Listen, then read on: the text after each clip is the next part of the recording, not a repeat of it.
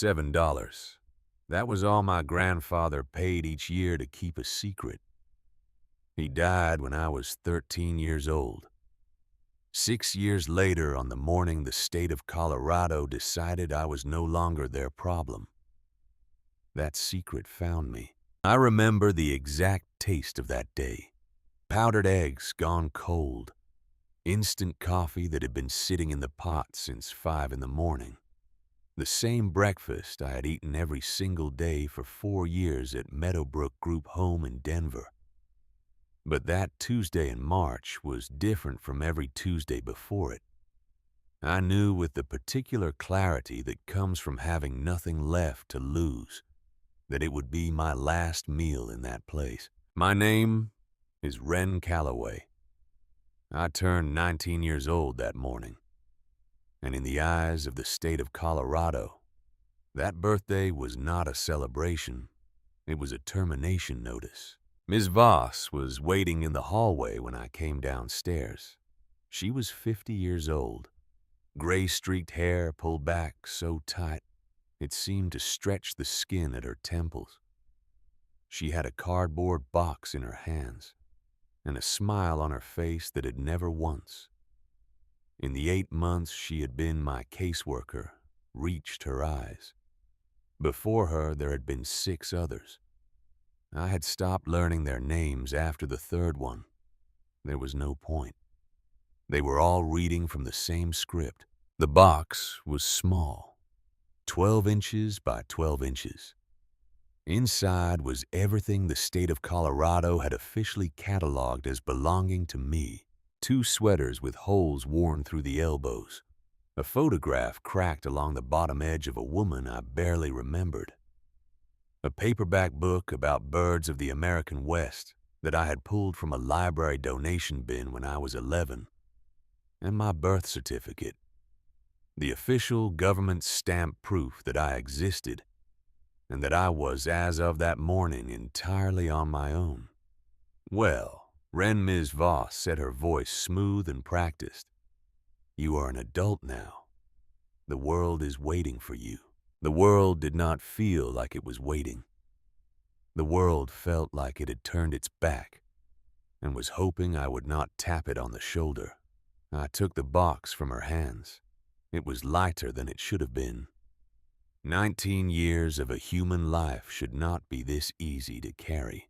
My sister Birdie was standing just behind Ms. Voss, pressed against the wall of the hallway. She was 16 years old, 3 years younger than me, with the same dark eyes and the same sharp cheekbones that people always commented on when they saw us together. Strangers sometimes thought we were twins. We were not twins. We were 2 girls who had learned out of pure necessity to hold on to each other when there was nothing else in the world worth holding. Her arms were crossed tight against her chest. Her jaw was set. Her eyes were doing something I recognized immediately, a wide, controlled kind of panic that she was working very hard to keep off her face. A panic that was identical to the one living in my own stomach. She had 2 more years left in the system. 2 more years of rotating caseworkers and beds that belonged to the state, and meals that came out of institutional bulk packages. 2 more years of being a number in a file. Birdie will remain in placement, Ms. Voss said, reading from her internal script with the smooth efficiency of someone who had delivered this particular line hundreds of times. She has been provided with transitional resources. There are programs available when she ages out. Resources. Programs. I had heard those words my entire life. They were the vocabulary of managed neglect. A spot in a shelter wait list. A pamphlet about job training. A phone number for a hotline staffed by people who meant well and were stretched too thin to actually help. These were not solutions. They were the appearance of solutions. They were different cages with softer-sounding locks. I looked at Birdie, and in that look we had an entire conversation without a single word. We had been speaking this language since we were children, communicating in the silent shorthand that develops between people who have spent years sharing a world that did not quite have room for them. I gave her the smallest nod I could manage, the kind that would mean nothing to anyone watching but meant everything to her. Be ready. She gave me the smallest nod back. Her expression was grim and certain and heartbreaking. She understood. I turned back to Ms. Voss and arranged my face into something cooperative. Thank you for everything I said. It was a lie. But it was the particular kind of lie the system expected, the lie that made the paperwork go smoothly, the lie that meant you would not be remembered as difficult. I had learned long ago that being remembered as difficult had consequences. Ms. Voss handed me a second item, a large manila envelope separate from the cardboard box. This is the remainder of your file, she said.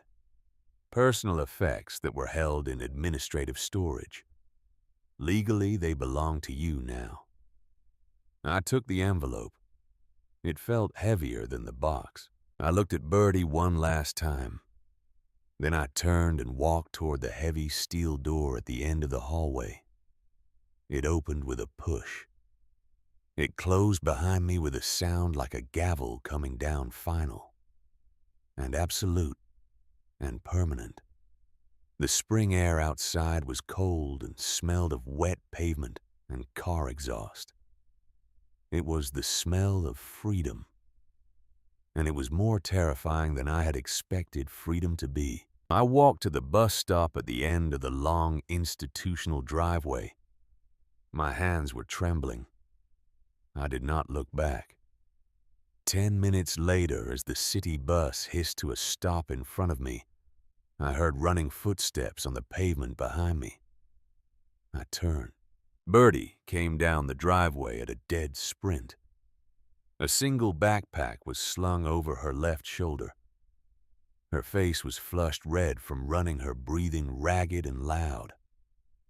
She had slipped out a back door while Ms. Voss was in the records room filing my closure paperwork. She had exactly what she could grab in under 3 minutes. She did not say a word. She simply fell into step beside me and climbed onto the bus. The driver did not look at us. We were 2 more ghosts in a machine built for ghosts. 2 more invisible girls that the city had stopped seeing a long time ago. We sat in the back, the cardboard box on my lap, the manila envelope on the seat beside me, Birdie's backpack between her feet. We did not know where we were going. We only knew we were going there together. As the bus pulled away from Meadowbrook, away from the only address I had known for 4 years, I became aware of something I had not had time to process before. Birdie was now officially a runaway. She was a ward of the state who had abandoned her placement. If they found her, they would not send her back to the group home. They would send her somewhere with locked doors and supervised hours and no semblance of the ordinary world at all. I reached for the manila envelope. My name was typed on the front in standard government font.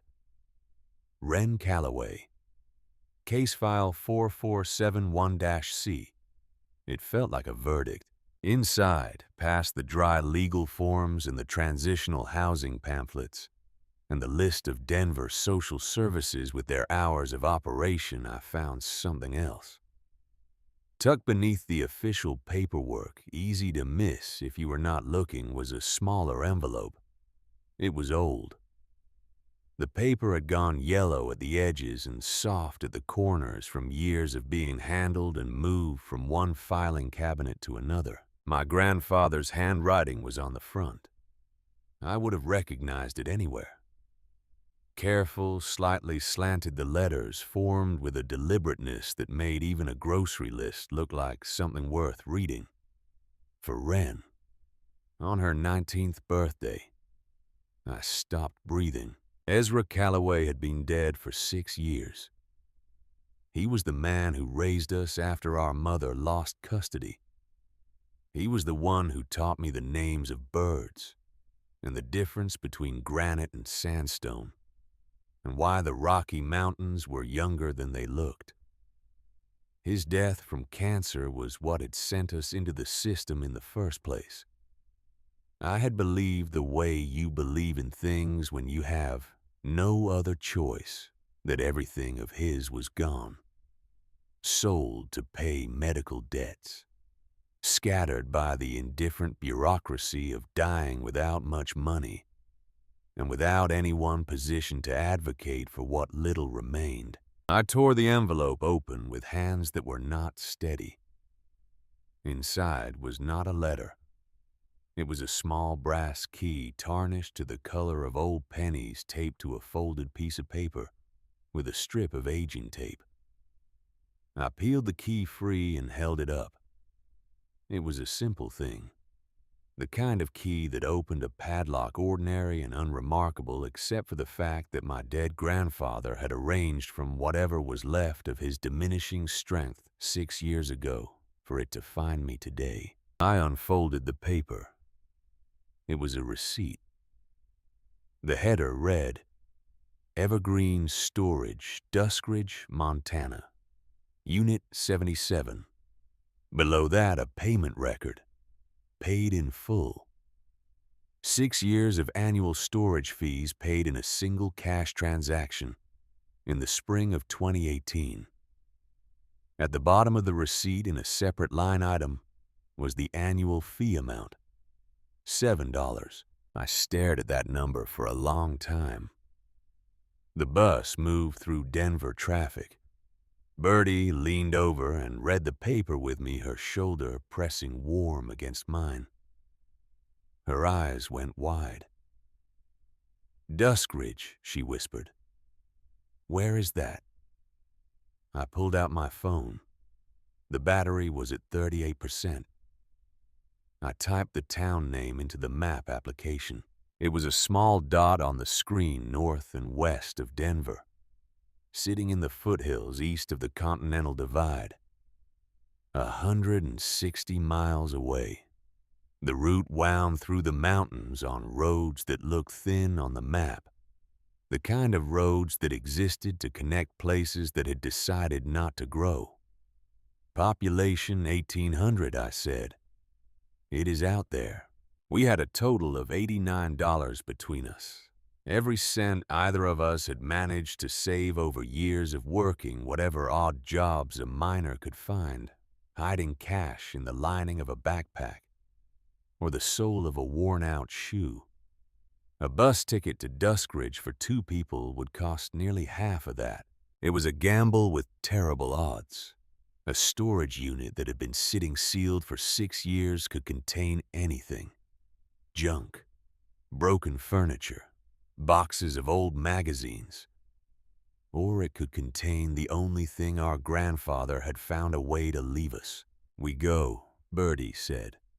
Her voice had lost every trace of the panic from the hallway. In its place was something harder and quieter. A sliver of determination I recognized from our grandfather.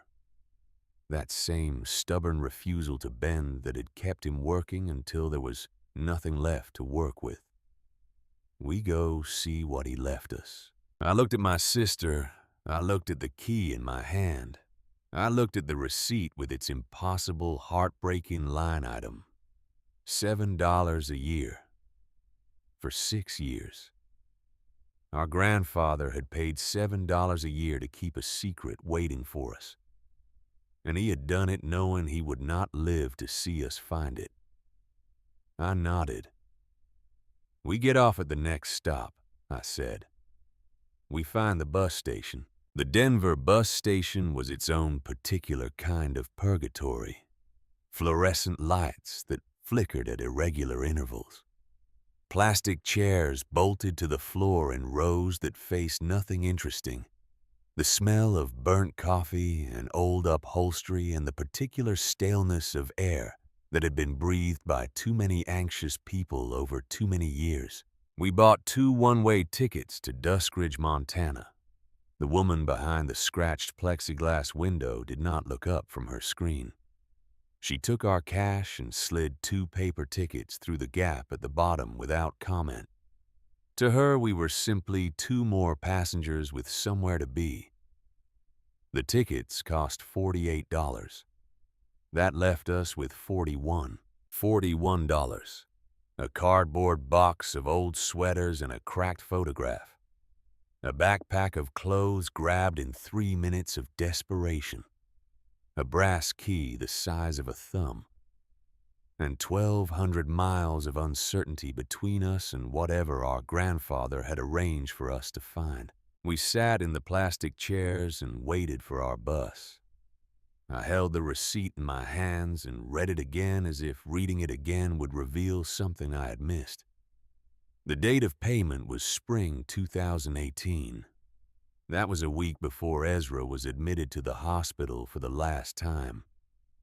He had paid for that storage unit in cash, knowing he was running out of time, knowing that the odds of him ever returning to open it were very small, knowing that he was not paying for storage. He was paying for hope. He was buying 6 years of hope at $7 a year. The ride north took 7 hours with a transfer at a junction town that was little more than a gas station and a diner with a neon sign that had lost 2 of its letters as the city dissolved into suburbs, and the suburbs flattened into farmland, and the farmland began to crumple and lift into the foothills. Something in my shoulders slowly released. A tension I had been carrying so long I had forgotten it was tension, and had simply started thinking of it as the way my body felt.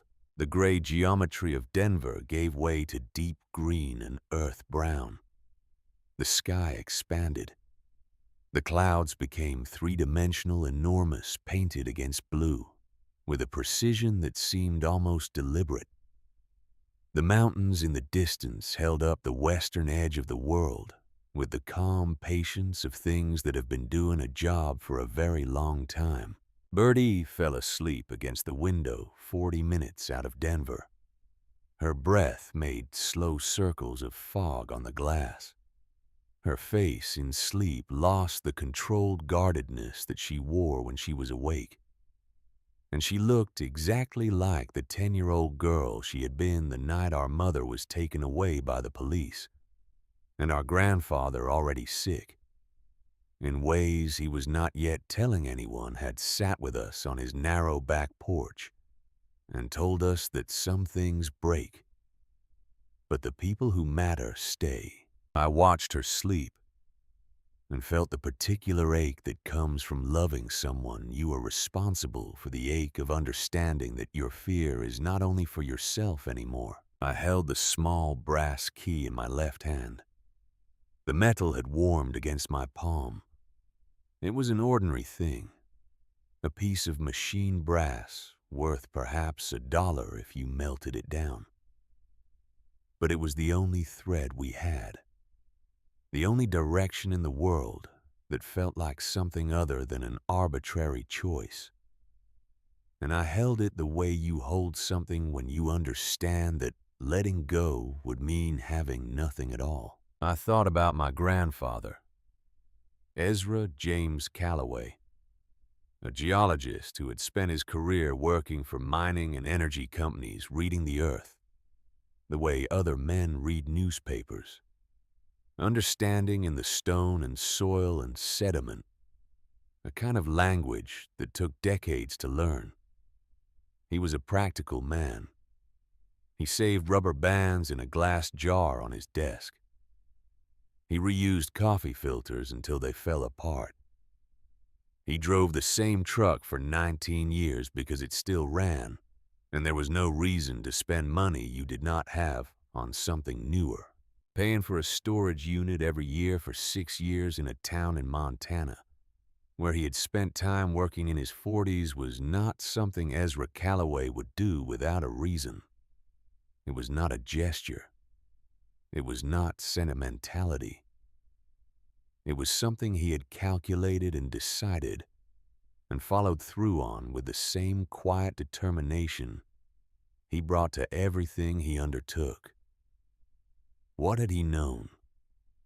What had he seen coming? The question circled in my mind like a bird that cannot find a branch. I reached into the manila envelope again, moving carefully through the official documents. And there, tucked beneath the payment receipt, was something I had missed in my first search. A photograph. Old, faded, creased vertically down the center from having been folded and unfolded many times over many years. In the photograph, my grandfather was younger than I had ever known him. His hair was still dark. His face had the particular aliveness of a man who was doing exactly what he was meant to be doing. He was standing in front of a massive wall of pale granite, a cliff face that rose behind him and caught the afternoon light in long diagonal shadows. He was smiling wide and genuine the way he smiled in the early photographs before the illness came, and he was pointing. His right hand was raised and extended, pointing at something in the cliff face behind him. A dark opening. A shadow in the stone. An absence in the rock that was shaped like an invitation. I turned the photograph over. On the back, in his handwriting, were 2 words. The shelter. I held the photograph and looked at those words until the bus began to slow and the driver's voice came over the intercom announcing our arrival in Duskridge, Montana. Duskridge was not exactly a town. It was more like a place the highway had agreed to pass through as a courtesy. We stepped off the bus at the only designated stop, a single wooden bench set in front of a building that called itself a general store, and looked as though it had been making that claim since approximately 1952. A faded metal sign for a soft drink brand that no longer existed was bolted above the door. The parking lot had 2 vehicles in it. One of them had a flat tire. The air was different here, clean in a way that felt almost aggressive after a lifetime of city air. Cold and sharp and layered with pine resin and damp stone, and something underneath both of those things that I did not have a word for. Something ancient and indifferent and oddly comforting. The silence was the first thing I truly noticed. Not the absence of noise, but a presence, a weight, an atmosphere. The hiss of our departing bus faded down the highway and was replaced almost immediately by the sound of wind moving through tall ponderosa pines and the distant cry of a hawk working a thermal somewhere above the tree line. It was the kind of silence that made you feel small, not insignificant, just appropriately sized. The mountains rose on 3 sides of the town, their peaks still holding snow in the high places.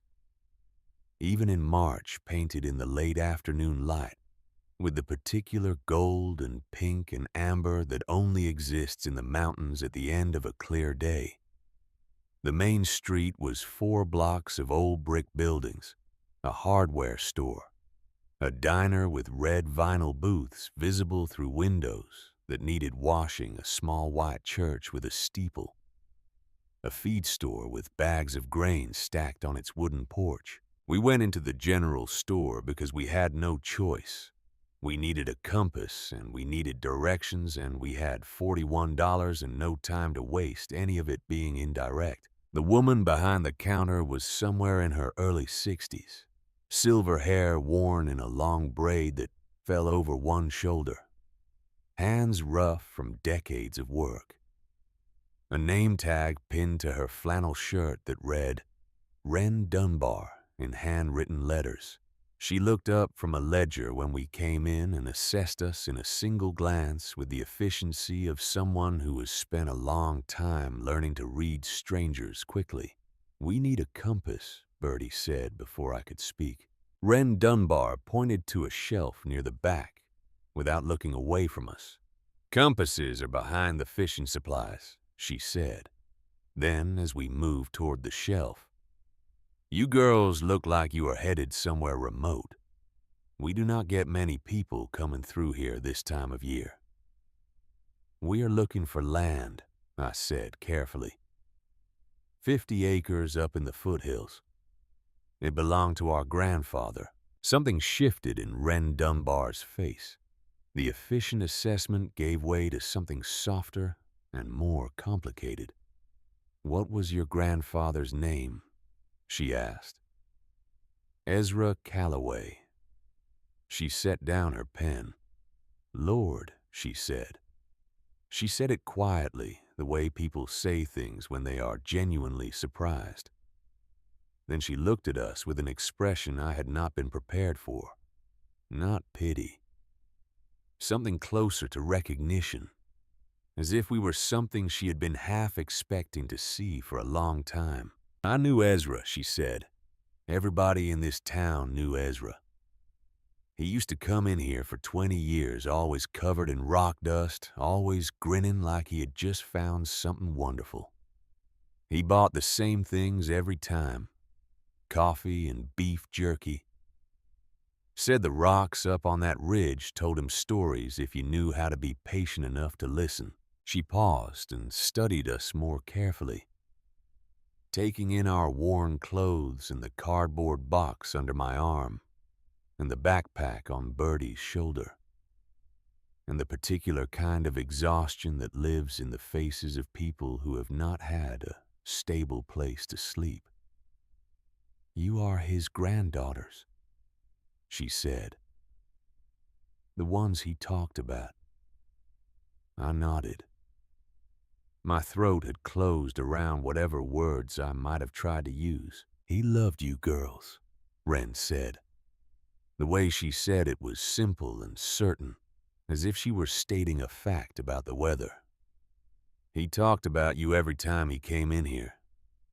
Said the system had taken you somewhere he could not follow, and it broke his heart open every single time it came up." She came around the counter and walked us to the shelf with the compasses herself. And while she walked, she told us about the logging road that would get us closest to the old Bennett Ridge property, and about the landmarks that would tell us we were on the right track. A split boulder at the first switchback, a lightning-struck pine at the ridge crest, a dry creek bed that ran parallel to the eastern boundary. "It is a steep climb," she said. "The trail has not been maintained in years. Watch for loose rock on the upper section." Her expression shifted into something both gentle and direct. "And if you need anything at all while you are here, you come back here first. Ezra helped a lot of people in this town over the years. We remember that." The compass cost $6. We bought 2 bottles of water and a bag of trail mix. $29 and change remained. We started up the mountain 40 minutes before the sun touched the western peaks. The trail was barely a suggestion, a faint trace through the undergrowth choked in places by fallen branches and encroaching brush and rocks that shifted and slid underfoot without warning. The air grew thinner as we climbed and colder and fuller of pine, and the sounds of the road below disappeared completely within the first quarter mile, replaced by birdsong and the wind and the sounds of our own breathing. We navigated by the hand-drawn map Ezra had folded into the receipt, consulting the compass at each junction, matching what we found against the landmarks he had sketched in the margins in his careful, deliberate hand. Split boulder. Check. Lightning struck pine still standing its upper half. A black spike against the pale sky. Check. Dry creek bed threading along the base of a granite outcropping. Check. The land was wild and steep and dense. Ponderosa pine and Douglas fir and tangles of undergrowth that grabbed at our ankles. No path worth the name. No sign that anyone had moved through this terrain with any regularity or intention. Just the mountain doing what mountains do, going about the business of existing, without reference to human convenience or preference. After 3 hours of climbing with the light beginning its decline toward the long shadows of late afternoon, Birdie stopped. Wren. She was pointing. In the ground, half hidden by the encroaching grass and pine needles, was a metal stake. Painted red, though the paint had faded and flaked until only traces of it remained. The kind of survey stake used to mark property corners.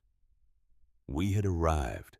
We pushed through the brush toward the center of the property, following the compass bearing that corresponded to the circle Ezra had drawn on the map. We were looking for something built, a structure, walls and a roof, some evidence of human construction that would explain the word shelter in his handwriting on the back of an old photograph. We found nothing. We searched for close to an hour, working back and forth across the terrain in overlapping passes, checking the map, rechecking the compass, second-guessing every angle. The light was failing. The cold was sharpening. My feet were beginning to ache in a way that had moved past discomfort towards something more serious. The hope I had been carrying since Denver. The fragile and furious hope that had kept me moving through everything since the morning began to curdle at its edges. Maybe the structure was gone. Maybe 40 years of mountain weather had taken it. Maybe we had misread the map. Maybe the whole thing was nothing a dying man's disorganized attempt at meaning a collection of objects that pointed towards something that no longer existed. Wren. Birdie's voice again. Quieter this time. She was standing at the base of a massive outcropping of granite that jutted from the hillside like the prow of an enormous ship, sheer-faced and ancient, covered so completely in moss and lichen and hanging ferns that it almost disappeared against the surrounding forest. She was standing very still, looking at the base of the rock face. And there, behind a curtain of hanging ferns so dense and uniform that they might have been deliberate, was a dark opening in the stone, not large, 4 feet high, 3 feet wide. A shadow in the granite, a gap in the rock that the ferns had been hiding with the patient efficiency of natural camouflage. I pushed the ferns aside. A breath of air came out of the darkness, cold and still and absolute, smelling of deep stone and damp earth and something else. Something underneath both of those. Something that hit me in a place below conscious recognition, before my mind caught up and identified it. Dried lavender, old wood. The particular combination of cedar and soil and cool air that had been the smell of my grandfather's house on the mornings when we were young and safe, and had not yet learned all the things we would eventually be required to learn. It was the smell of the only home we had ever known. Coming out of a hole in the side of a Montana mountain, I turned on the flashlight on my phone and stepped through the ferns. The darkness opened up around me. Not a shallow overhang, not a crack in the rock. A chamber, roughly the size of a modest living room. The floor mostly level packed earth and sand that had been smoothed by something, by time, by water, by hands. The ceiling rose to a natural dome of solid granite higher than I could reach, formed by geological patience over millions of years into something that looked in the beam of my phone's flashlight almost architectural. In the center of the chamber was a fire pit, a ring of stones blackened with old soot, the kind of darkness that accumulates slowly over decades of use. And against the back wall, covered by a dusty canvas tarp, was a wooden crate. I stood in the entrance to that cave and did not move for a long moment. Behind me, Bertie pushed through the ferns and stood beside me and put her hand in mine. "The shelter," she said softly, "not a building, not a cabin, not anything constructed from lumber and nails and human ambition. A room in the mountain itself, a place carved by water and time, and the slow grinding patience of geological process over spans of time so long they defied comprehension. A chamber in the rock that had been waiting in the specific way that mountains wait, which is to say, absolutely and without impatience for exactly this." We pulled the crate out into the fading daylight and opened it. Inside, packed with the same deliberate care that characterized everything Ezra Calloway had ever done in his life, were the things he had decided we would need.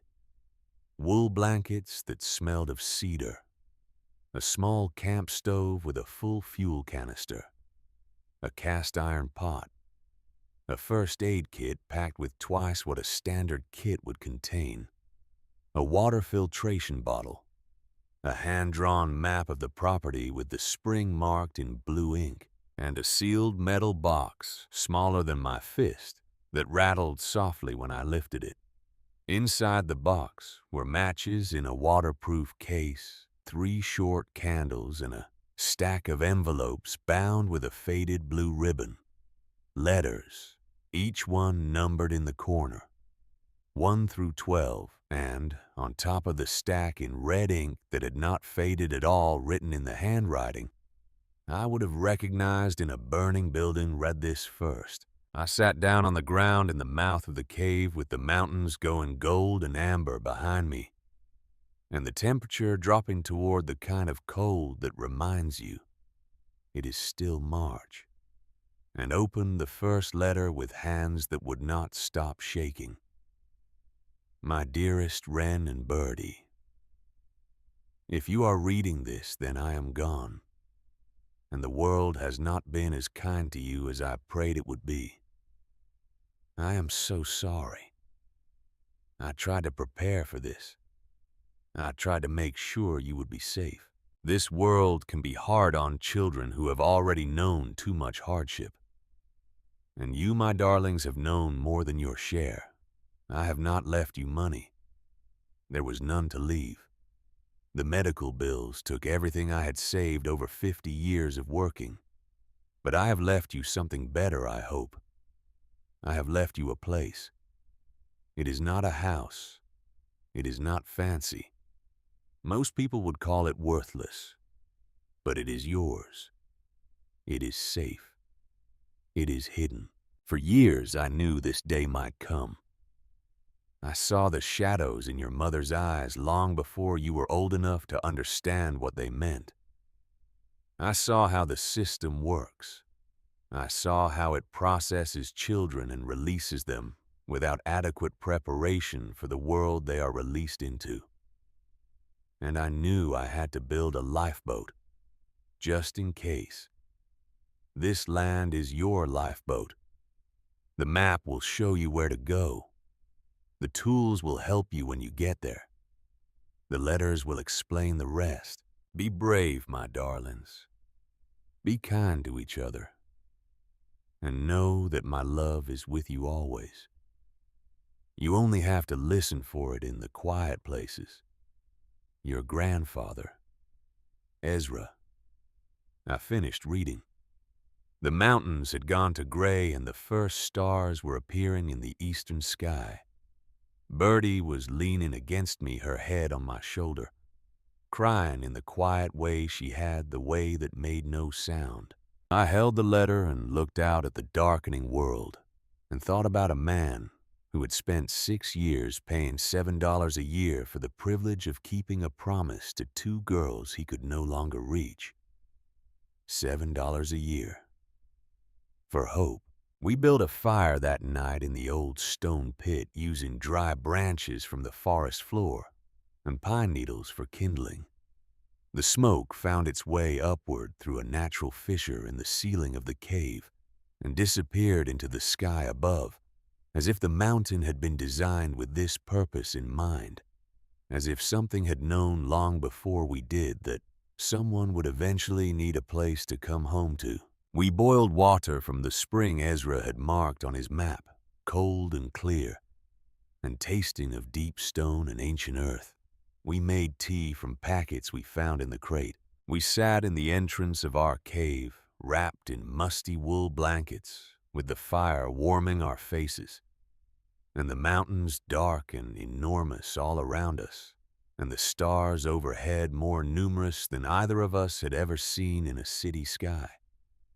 A density of light that seemed almost impossible, as if the universe were trying to compensate for something. We were dirty. We were exhausted.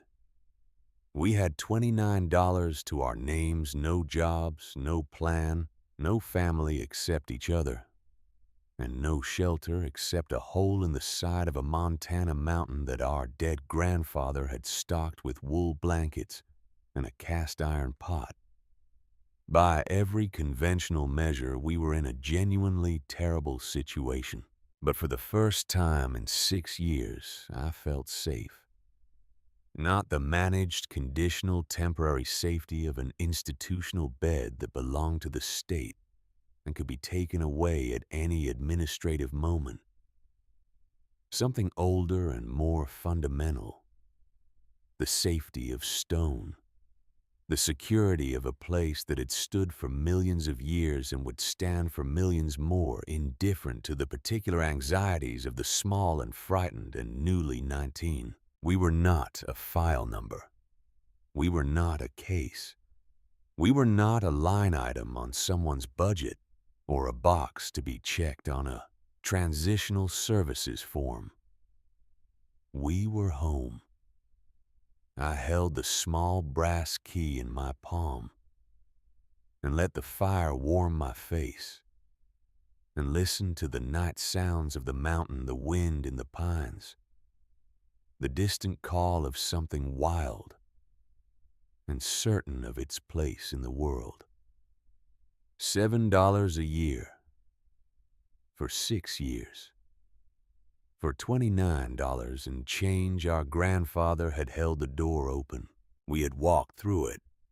The first morning on the mountain began before the sun reached us. Light came slowly to the cave entrance, filtering through the ponderosa pines in long diagonal shafts that moved across the cave floor as the earth turned. The fire had burned down to coals overnight, still orange beneath the gray ash, still holding warmth, the way old things hold what they were given. I lay on my bed of pine boughs, covered in a wool blanket that smelled of cedar and decades in my grandfather's careful hands, and I listened to the mountain wake up. Birds first, a sequence of calls that began in the darkness before dawn and built gradually into something layered and complex and completely unlike the noise of a city morning. Then wind in the upper branches of the trees. Then the sound of water the spring Ezra had marked on his map, running over rocks somewhere below us in the pre-dawn gray. Birdie was already awake. She was sitting in the entrance of the cave with her knees drawn up and her notebook open on her thighs. The one she had grabbed from the supply crate the night before, a plain composition book that Ezra had left among the other supplies. She was writing something or drawing, I could not tell which, from where I lay. I watched her for a moment without speaking. There was something in the set of her shoulders that I had not seen before. Not the controlled tension she wore at Meadowbrook, not the performed composure she had developed as a defense mechanism against caseworkers and institutional routines. something looser, something that looked in the early mountain light like a person beginning to occupy their own body for the first time. We ate trail mix for breakfast and boiled water from the spring, and drank it plain because we had used the last of the tea packets the night before. Then we went to work. The first task was understanding what we had. We spent the entire first day walking the property using Ezra's hand-drawn map as our guide. 50 acres sounds large in the abstract. On the ground, moving through dense ponderosa forest and over rocky terrain that climbed and dropped without apology, it felt both larger and more intimate than a number could convey. We found the boundaries marked by Ezra's red-painted survey stakes, their paint faded to rust and pink, but still findable if you knew what you were looking for. We walked the perimeter in a rough clockwise direction, stopping to mark our own notes on a second copy of the map, adding what Ezra's sketch had not included. The spring was on the north slope lower than the cave, running out from between two flat stones, with a quiet persistence that suggested it had been doing this for a very long time. The water was cold enough to ache in your hand, and clear all the way to the bottom of the small pool it formed before continuing downhill. Birdie tasted it and declared it the best water she had ever had. She was not wrong. The eastern slope was different from the rest of the property. The terrain gentled somewhat, and the tree cover opened into patches of meadow, where the afternoon sun reached the ground for several hours. It was here in one of these open patches that Birdie stopped walking and crouched down, and stayed very still for a long time. "What is it?" I asked. She did not answer immediately. She was looking at a cluster of plants growing in the partial shade at the edge of the meadow, low to the ground, with distinctive moccasin-shaped flowers in a pale, almost translucent pink. "I have seen pictures of these," she finally said, "in one of Grandpa's books." She looked up at me. "These are ram's head ladies' slippers." Birdie touched the air near the flowers without touching the flowers themselves. "They are one of the rarest orchids in North America. You are not supposed to transplant them or pick them. They take years and years to establish." She stood up and looked around the meadow with new eyes, as if the discovery of one rare thing had recalibrated what else might be possible. "There are more," she said. "Look, over there and there." There were more, a whole scattered population of them, perhaps 30 plants across the meadow and into the tree line at its edges. I did not know yet what that meant. I would learn later. But I noticed the way Birdie looked at them with the particular expression of someone who has unexpectedly found something they did not know they were looking for. We found the bats on the third day.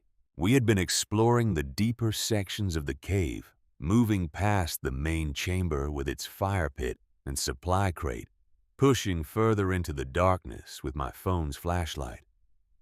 The cave continued beyond what was immediately visible from the entrance, narrowing and then opening again into a secondary passage that angled upward into the rock. And in the upper reaches of that passage, visible in the beam of light, as a dense clustering of small dark shapes against the ceiling, were bats, hundreds of them, hanging in tight formation in the cold darkness, making the particular sounds of creatures in deep rest, small and vital and completely at home. Birdie grabbed my arm. "Virginia big-eared bats," she whispered. She had been reading Ezra's field guides every evening. Her retention was extraordinary. Grandpa wrote about them.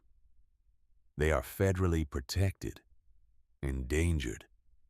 It is illegal to disturb their habitat. I looked at the cluster on the ceiling and thought about my grandfather hiking up to this cave over the course of years, noting everything he found, writing it all down in the journals we had not yet opened, building a record of this place with the patience of someone who understood that the record itself was the point. We left the bats undisturbed and backed out carefully into the main chamber. The evenings became our ritual. After the work of the day, after the foraging and the firewood gathering and the physical labor of beginning to understand what it meant to exist in a place rather than simply occupy it, we sat in the cave entrance with the fire and the mountain dark around us, and we read one of Ezra's letters. The third letter was practical. It cataloged the land with the thoroughness of a professional geologist who was also a man who had spent a great deal of time thinking about what two young women would need to know to survive in this specific place.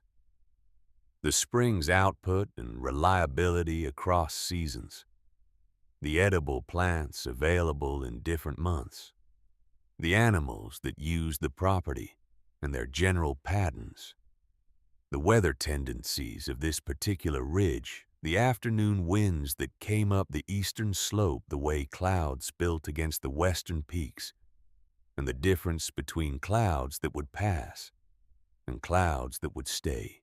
The fourth letter was about their mother. I had not expected it. I held the letter with both hands and read it twice before I could accept what it was saying. He wrote about her as a child, not the woman we knew, fragile and unreachable and lost to something that had started as relief and ended as necessity.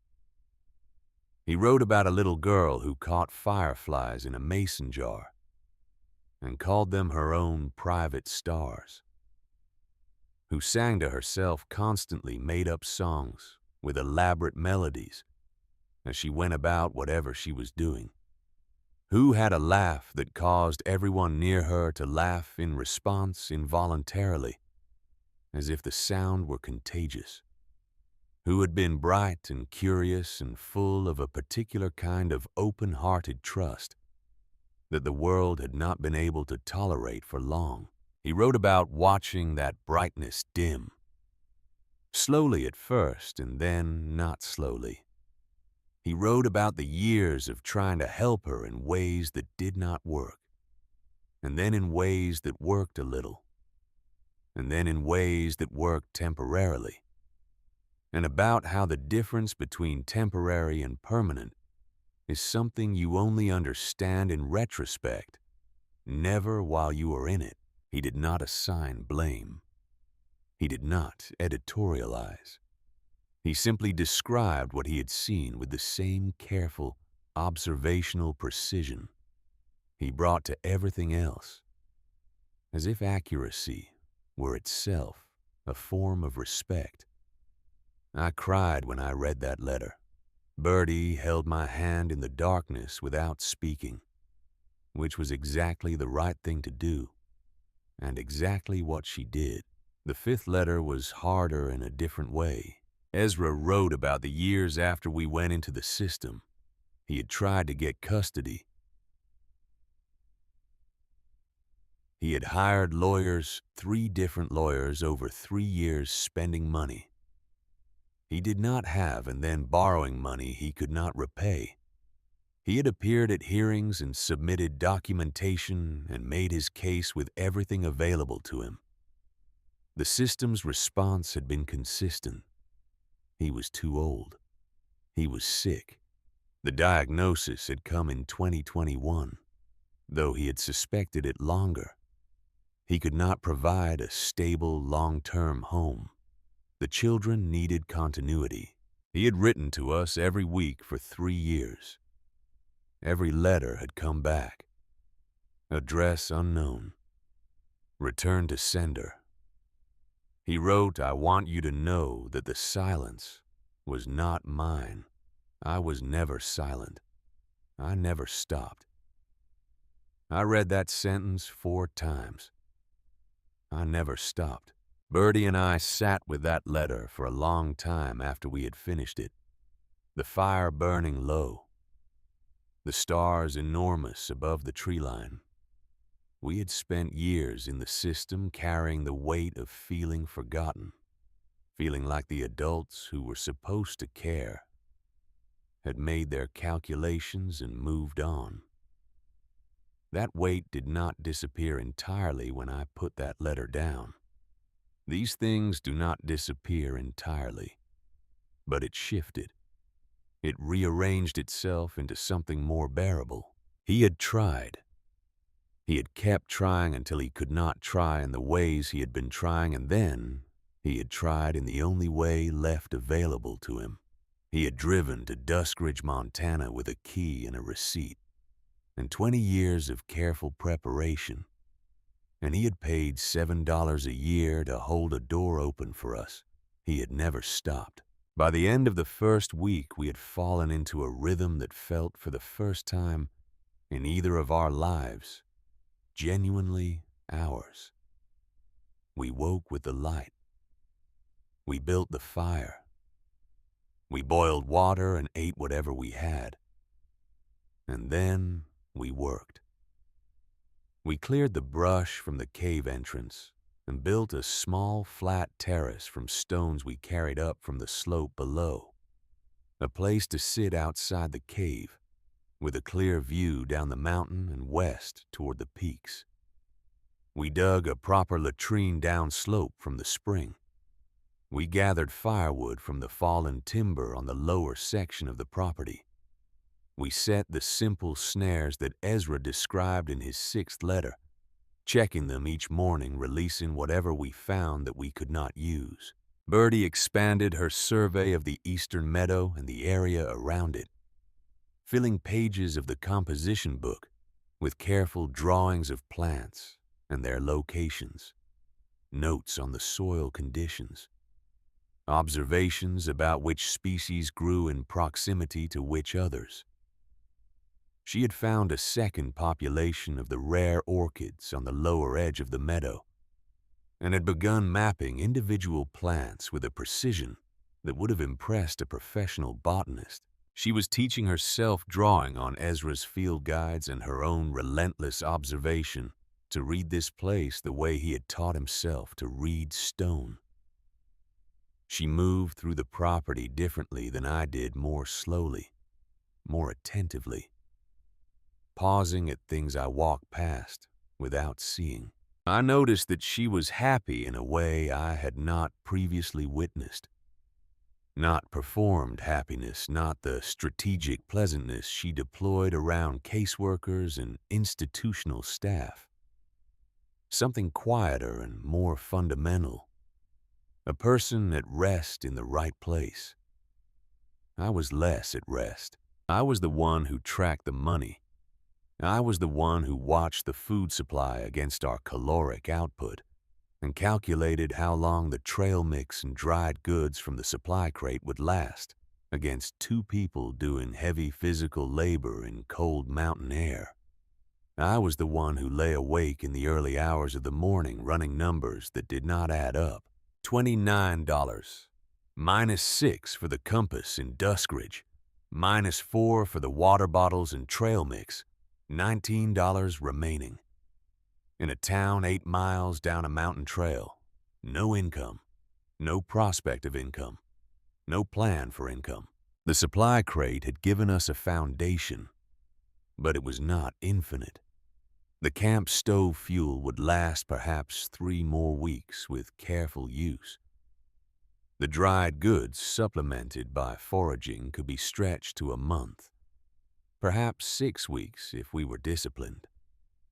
The water filtration bottle was reliable indefinitely as long as the spring kept running, which Ezra's notes indicated it would through all seasons, including the driest summers this ridge typically produced. But we could not eat orchids. We could not pay for anything with bad observations. The fight, when it came, arrived on day 15. Which in retrospect was almost predictably timed the moment when the initial adrenaline of arrival and discovery had faded enough to expose everything underneath it. I had walked 8 miles down the mountain and into Duskridge that morning. 8 miles of rough trail alone while Birdie stayed at the cave to continue her survey work. I had gone to look for work, a job, any job, something that would generate income against the steadily decreasing number in my head. There was nothing. The diner was not hiring. The hardware store had filled its one seasonal position 2 weeks earlier. The feed store said they might need someone in summer. But it was not summer. Wren Dunbar at the general store said she was sorry genuinely. But she ran the place alone and had for 20 years, and did not have the margin to bring on help. The church office was closed. The only other business on the main street, a small insurance office, was staffed by one person who also owned it. I walked back up the mountain in a fog that was equal parts exhaustion and despair, and the particular dark feeling that arrives when you have done the right thing, and it has produced nothing. Birdie was sitting outside the cave when I returned cross-legged on the stone terrace, her notebook in her lap, a line of small drawings of orchid root structures running down the left margin of the page. Her face lifted when she heard me coming through the brush, open and expectant. Any luck? No. The word came out flat. I set my pack down harder than I needed to. Nothing. Nobody is hiring. We have $19. The stove fuel is half gone. We cannot live on berries and bad observations, Birdie. Her face changed. The openness closed into something careful. We have more than that, she said quietly. We have the land. We have everything Grandpa left us. The frustration that had been building all the way down the mountain and all the way back up erupted before I could think about whether erupting was the right choice. What Grandpa left us is a cave. My voice was louder than I intended it. It echoed off the granite. I heard it and did not stop. A hole in a rock. That is not a life. That is not a future. We cannot eat letters, and we cannot pay for anything with maps of rare orchids. We need real income. We need a real plan. Birdie stood up. When she stood, she was not smaller than me. She was simply differently composed. And the composure she was made of in that moment was something I had not seen in her before. This is a real life, she said. Her voice was completely steady. Her eyes were not. For the first time in my life, I belong somewhere. For the first time in 16 years, I wake up in the morning and it does not occur to me that I might be moved somewhere else by the end of the week. She paused. Grandpa gave us something nobody has ever given us before. He gave us a choice. Why do you want to throw that away? Because we are going to starve. The words came out sharp and final, and landed between us like stones dropped into water. Birdie looked at me for a long moment. Then something in her face closed entirely, the way a window closes against incoming weather. I am not leaving, she said. Her voice had dropped to something very quiet. You can go if you want. I understand if you do. But I am staying here. She turned and walked into the cave. I heard her lie down on her pine bough bed. I heard very faintly the sound of her crying in the way she had been crying since she was 10 years old, quietly and with great effort at concealment, as if she had learned early that the display of grief was itself a liability. I stood on the stone terrace alone with the mountains going orange and the wind coming up the eastern slope the way Ezra had said it would in the afternoons. and I felt the specific awfulness of having hurt the only person in the world who mattered to me. I had become in that moment exactly what the system had trained us to fear. Someone who saw the obstacle and not the path. Someone who had been told so many times that wanting something better was naive that I had started delivering that message myself to my own sister about the only good thing that had happened to us in 6 years. I walked away from the cave, not back toward the trail to Duskridge, just away along the ridge through the trees, following no path at all. I walked until my feet slowed themselves, and the darkness came up from the east, and the temperature dropped towards something genuinely cold, and the stars came out in their impossible mountain abundance. My feet, without instruction from any conscious part of me, eventually turned toward the trail, and then down the trail, and then toward Duskridge. There was a light on in the back of Ren Dunbar's general store when I reached the main street. A warm rectangle of window light against the dark street. I stood on the sidewalk outside for what might have been 10 minutes, cold and exhausted, and aware that I had no particular right to knock on someone's door at this hour, asking for anything. Then I knocked. Ren Dunbar opened the door in the same flannel shirt she had been wearing that afternoon, reading glasses pushed up on her forehead. She looked at me. She took in everything I presented, the dirt, the cold, the face that was not doing a very good job of concealing what was behind it. And she did not ask a single question. "Come in," she said. "I just made soup." Her kitchen was at the back of the building behind the store, small and warm and smelling of onions and beef and the particular homeliness of a space that has been lived in comfortably for a long time. She put a bowl of soup in front of me and sat down across the table and did not speak. I told her everything.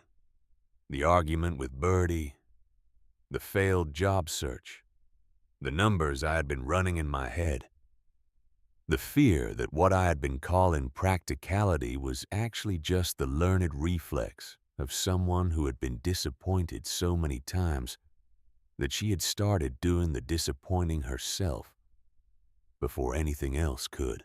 Ren listened without interrupting.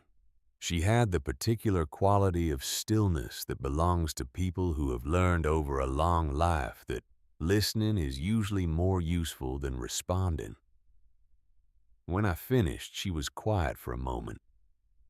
Then she refilled my soup bowl without asking if I wanted more, which I did, and she said, "Your grandfather used to talk about this." I looked up. "Not your situation specifically," she said, "but the pattern of it." She settled back in her chair. "Ezra used to say that the hardest part of surviving hard things is not the hard things themselves. It is learning to trust the good things when they come. Because by the time you have been through enough, your whole body is trained to expect the good thing to be taken away. So you try to take it away yourself first." She looked at me. "He said he worried about that. For you specifically. The older one, he always said. She is the one who will fight the hardest to protect what she loves, by convincing herself it is not worth protecting." I sat with that for a moment. "He knew you well," she said simply. I started to cry. Not politely. Not the managed, contained variety. The kind that has been waiting a long time for an appropriate moment and simply decides unilaterally that this is it. Ren Dunbar did not move to comfort me or stop me or redirect me toward a more manageable emotional expression. She sat across her kitchen table and let me cry in her warm kitchen. while the clock on the wall ticked, and the soup cooled, and the mountain waited outside. When it was finished, she handed me a dish towel and said, "Now, go back up that mountain. Tell your sister you are sorry. And in the morning, come back here. I might know someone who can help with the rest." I climbed back up in the dark, which took nearly 2 hours on a trail I was still learning. And when I came through the last section of brush and into the clearing before the cave entrance, Birdie was sitting outside, wrapped in a wool blanket. She had rebuilt the fire. She was waiting. "I'm sorry," I said before she could speak. "I was afraid, and I took it out on you. That was wrong." She stood up and crossed the distance between us and held on. "We know how to do this," she said quietly against my shoulder. "We have always known how to do this. We just have to remember." We held each other for a long time in the dark. Two sisters on the side of a Montana mountain with a fire burning behind them and the stars overhead, and the specific peace of having said the necessary thing and being heard. Then we went inside and read the 8th letter. Ezra's handwriting filled both sides of the page, more urgent than the previous letters, as if he had sensed from wherever he was writing that by the time this particular letter was read, the urgency would be appropriate. "By now, my darlings," he wrote, "you have learned the shape of the land. You know where the water runs and where the sun falls, and what the wind does in the afternoons. You know the sounds the mountain makes at night. But there is more. If you have followed my letters in order and explored the main chamber fully, you have found what is visible.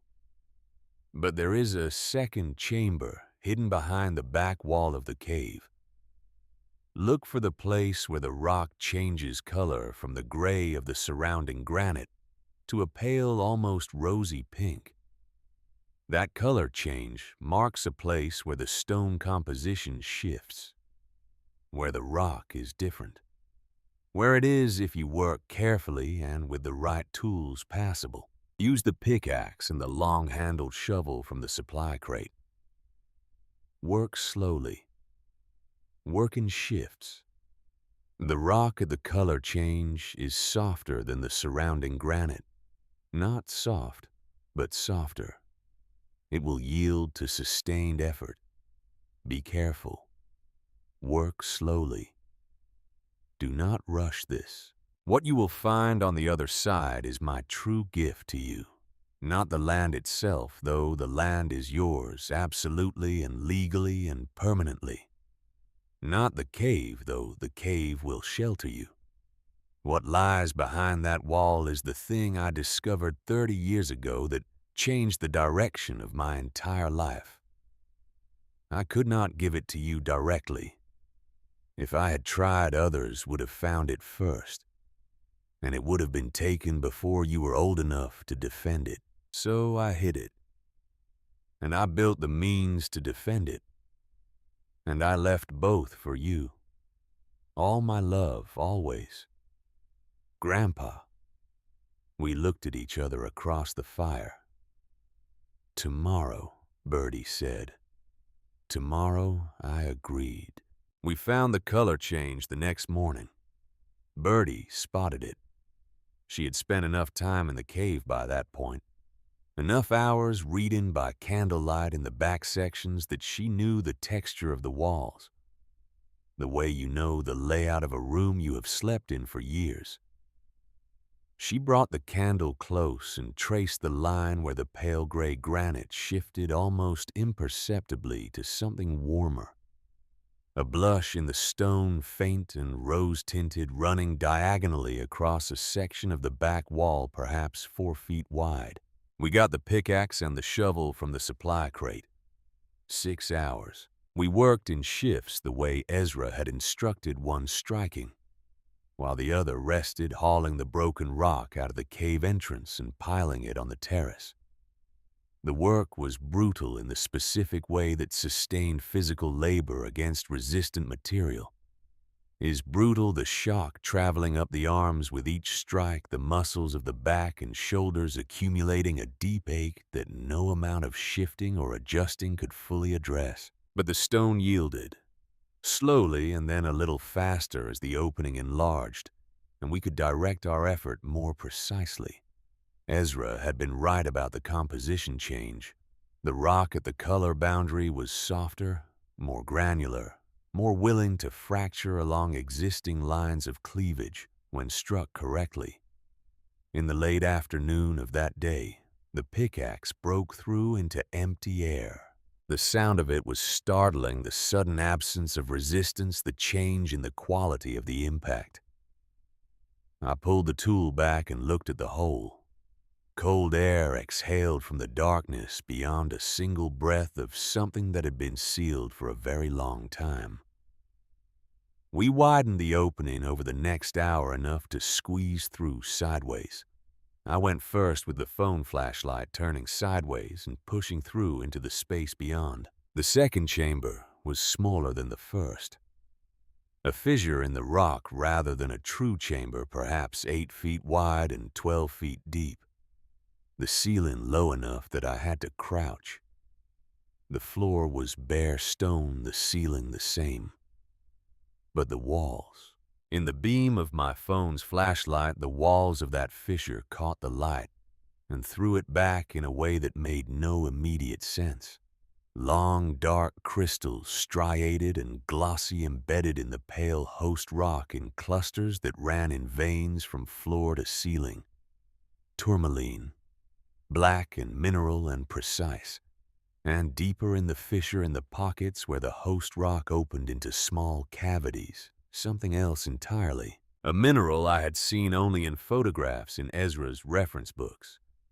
Translucent pale green shading toward aquamarine with an internal quality of light that seemed to come from within the stone rather than from any external source, as if someone had compressed moonlight and given it a crystalline structure, as if the forest outside had found a way to express itself in stone. Hiddenite, a rare variety of spodumene, sometimes called the evening emerald for the way it captured and held the light, found only in a handful of places in the world.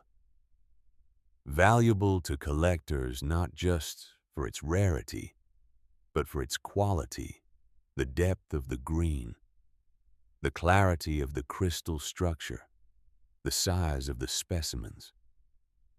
I crouched in the low space and looked at those walls for a long time before I called for Bertie. She came through the opening and crouched beside me, and the flashlight moved across the walls, and she said nothing for almost a minute. Then she said, "There is more." She was pointing to the back of the fissure, to a narrow crevice at floor level that I had not yet examined.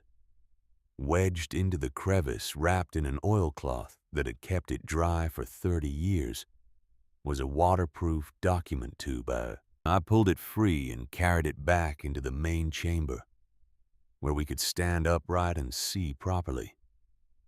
Inside the tube were papers, many papers, handwritten pages and typed pages and folded survey forms, and hand-drawn diagrams and annotated maps. The work of decades organized with the methodical precision of a professional scientist who was also a deeply motivated man. 20 years of geological survey. The dates on the pages range from 2001 to 2021. The final pages were dated 6 months before Ezra went into the hospital for the last time. I read through the pages in order slowly, while Bertie sat beside me and read over my shoulder. The technical language was dense in places, full of geological terminology that required the reference books to decode. But the structure of the argument was clear enough even before we had decoded every term. There was lithium beneath this mountain, not a trace amount, not a marginal deposit. A formation of lithium-bearing rock that extended according to Ezra's calculations across the majority of the 50-acre property, and possibly beyond its boundaries into the surrounding unincorporated land. A deposit of the scale that had in the past decade made similar formations in Nevada and California and North Carolina, the subject of corporate interest worth hundreds of millions of dollars. The mineral used in batteries, in electric vehicles, in the phones and laptops and devices that powered the contemporary world. The mineral that the energy transition had made into a form of geological currency. The mineral that the companies who understood what was coming had been racing across the American West to find and claim and extract.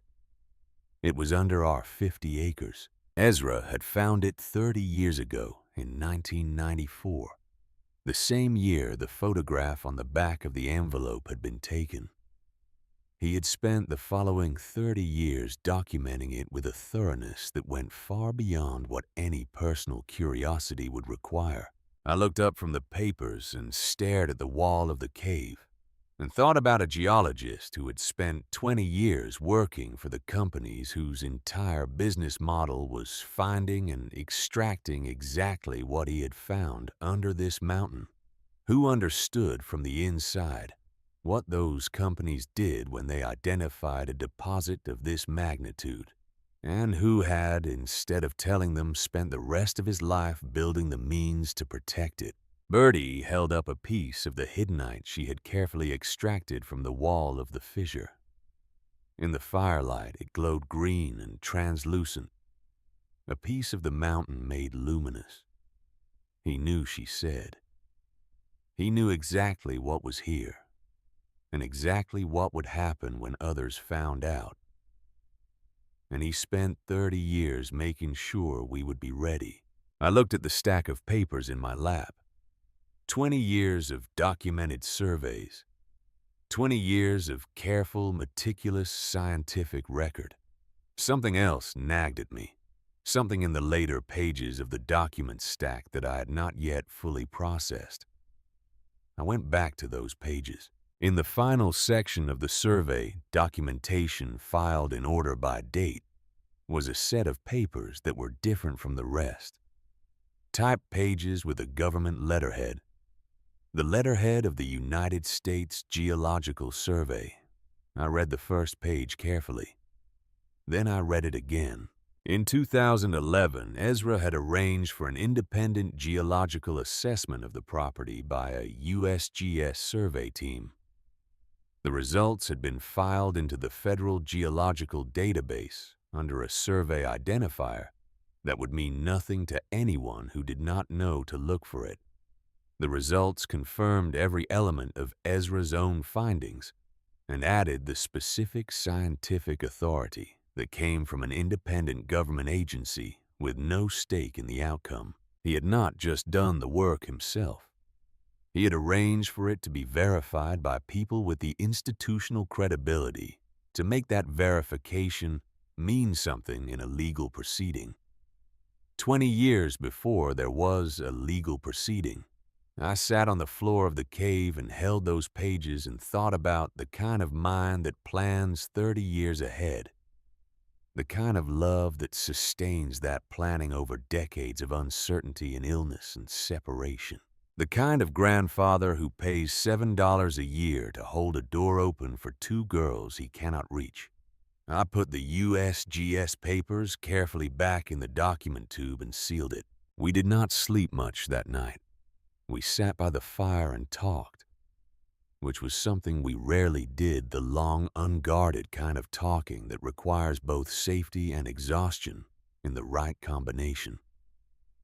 We talked about the survey and what it meant, and what it might mean for people who were not us if it became known. We talked about Ezra and about the version of him we were discovering through these letters and documents.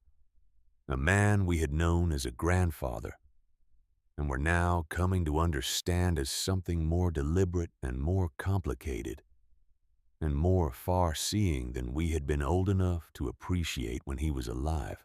We talked about our mother, the girl who caught fireflies. What might have been different? What could not have been different? The complicated grief of loving someone whose choices you cannot fully understand, and cannot fully forgive, and cannot fully stop forgiving. We talked about what came next. And then, 4 days later, before we had finished working through what came next, the outside world arrived to answer the question for us. It was early morning. We were outside on the stone terrace, the small camp stove heating water for tea, the forest quiet in the particular way it was quiet before the birds fully committed to the day. I heard them before I saw them. Voices male carrying up the slope with the clarity that cold morning air gives to sound.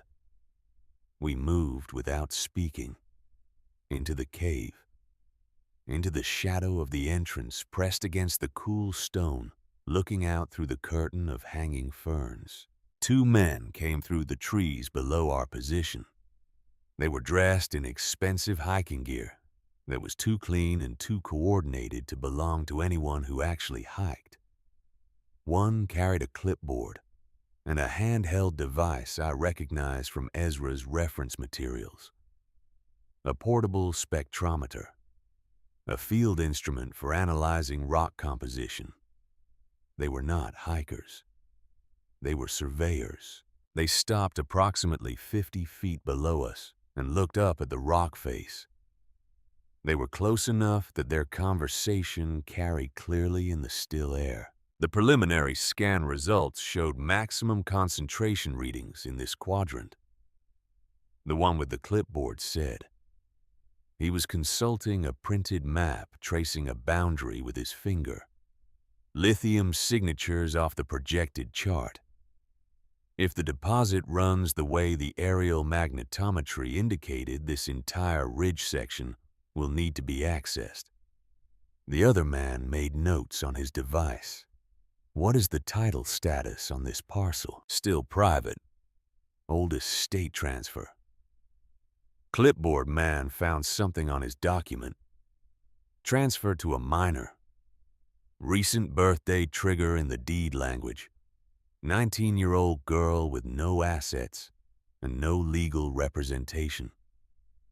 He looked up at the rock face above him, at our cliff, at the granite that housed our cave, with the expression of a man calculating the distance between himself and something he intends to possess. Victor is already drafting the initial approach, he said.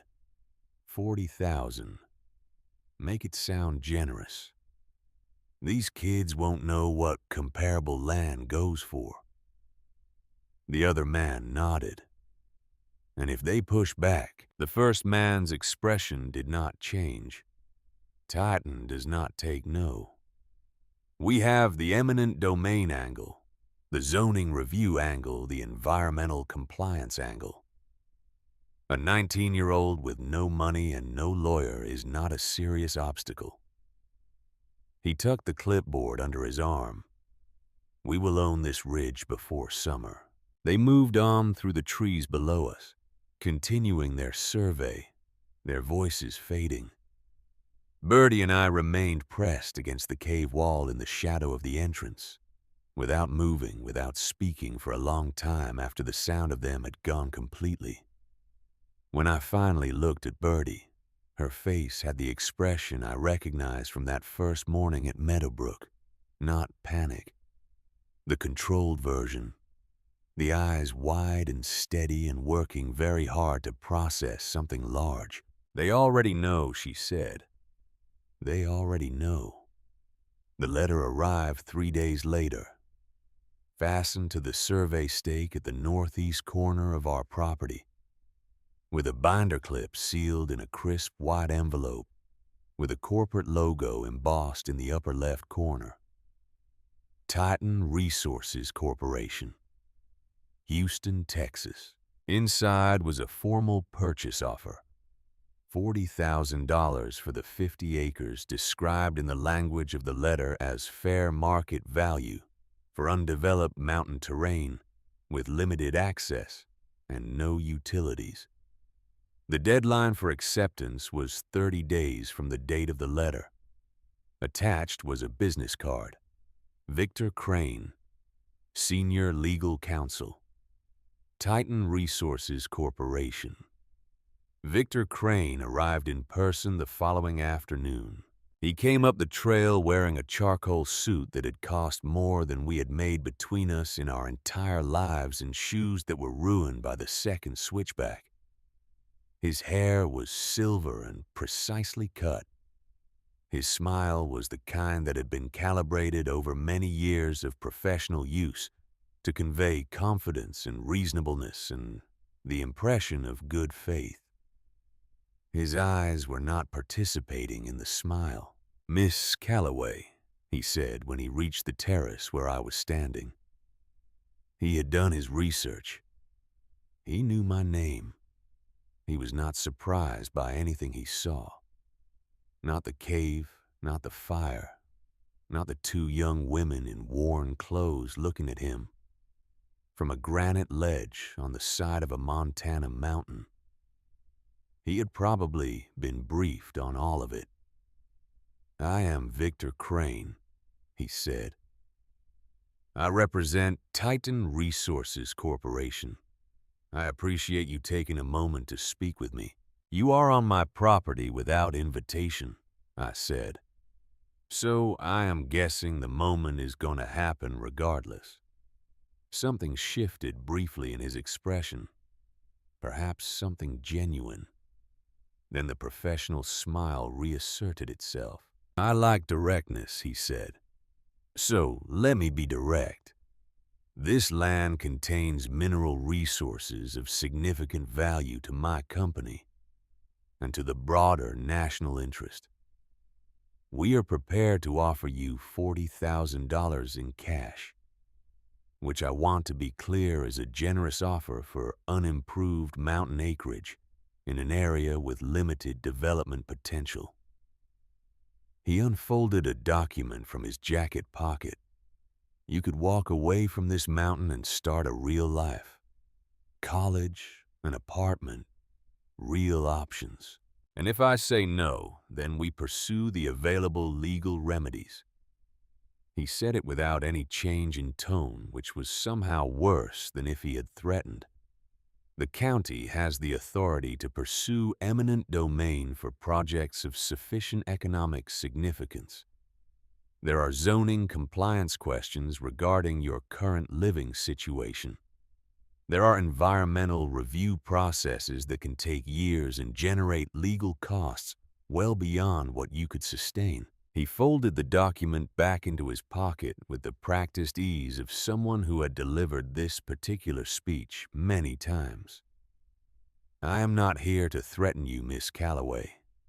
I am here to explain the landscape. Titan Resources operates in dozens of states. We have the legal resources and the institutional relationships to navigate every avenue available to us. The question is simply whether you benefit from that process or find yourself in the way of it." He turned toward the trail. "You have 30 days, he said over his shoulder. "I genuinely hope you will use them to make a wise decision." I watched him pick his way back down the slope. Watched until he disappeared into the trees below. Then I went inside and found the final letter. Number 12. The one Ezra had written knowing that this moment would come, knowing with the precision of a man who had spent 20 years working for companies exactly like the one that had just sent a representative up our mountain in a ruined suit. "My dearest Wren and Birdie, if you are reading this letter, then the wolves have come to the door. I always knew they would. The deposit beneath this land is too significant to stay hidden indefinitely. Someone with the right equipment would find it eventually. I knew that from the day I first identified it. That is why I spent the past 20 years doing something other than simply documenting the geology. I spent 20 years building the means to defend this place against exactly the people who have come to take it. In the document tube where you found my surveys, there is a second set of materials. Environmental documentation. 20 years of biological and ecological survey. Everything that lives on this land. Every species, every population, every relationship between organisms and habitat and water source. There is a colony of Virginia big-eared bats in the upper passages of the cave. Federally protected. Endangered. Their presence alone triggers protections under the Endangered Species Act that would require years of environmental review before any mining permit could be considered. There is a population of ram's head ladies, slipper orchids on the eastern slope, one of the rarest native orchids in North America. Their presence triggers additional protections under both federal and state endangered species frameworks, and the spring on the north slope feeds directly into an aquifer system that provides water to a significant portion of the households in Duskridge. I have the hydrological survey to prove it. If that aquifer is compromised by mining activity, the legal liability would be extraordinary. Any one of these three elements would be sufficient to create serious legal obstacles for a mining operation.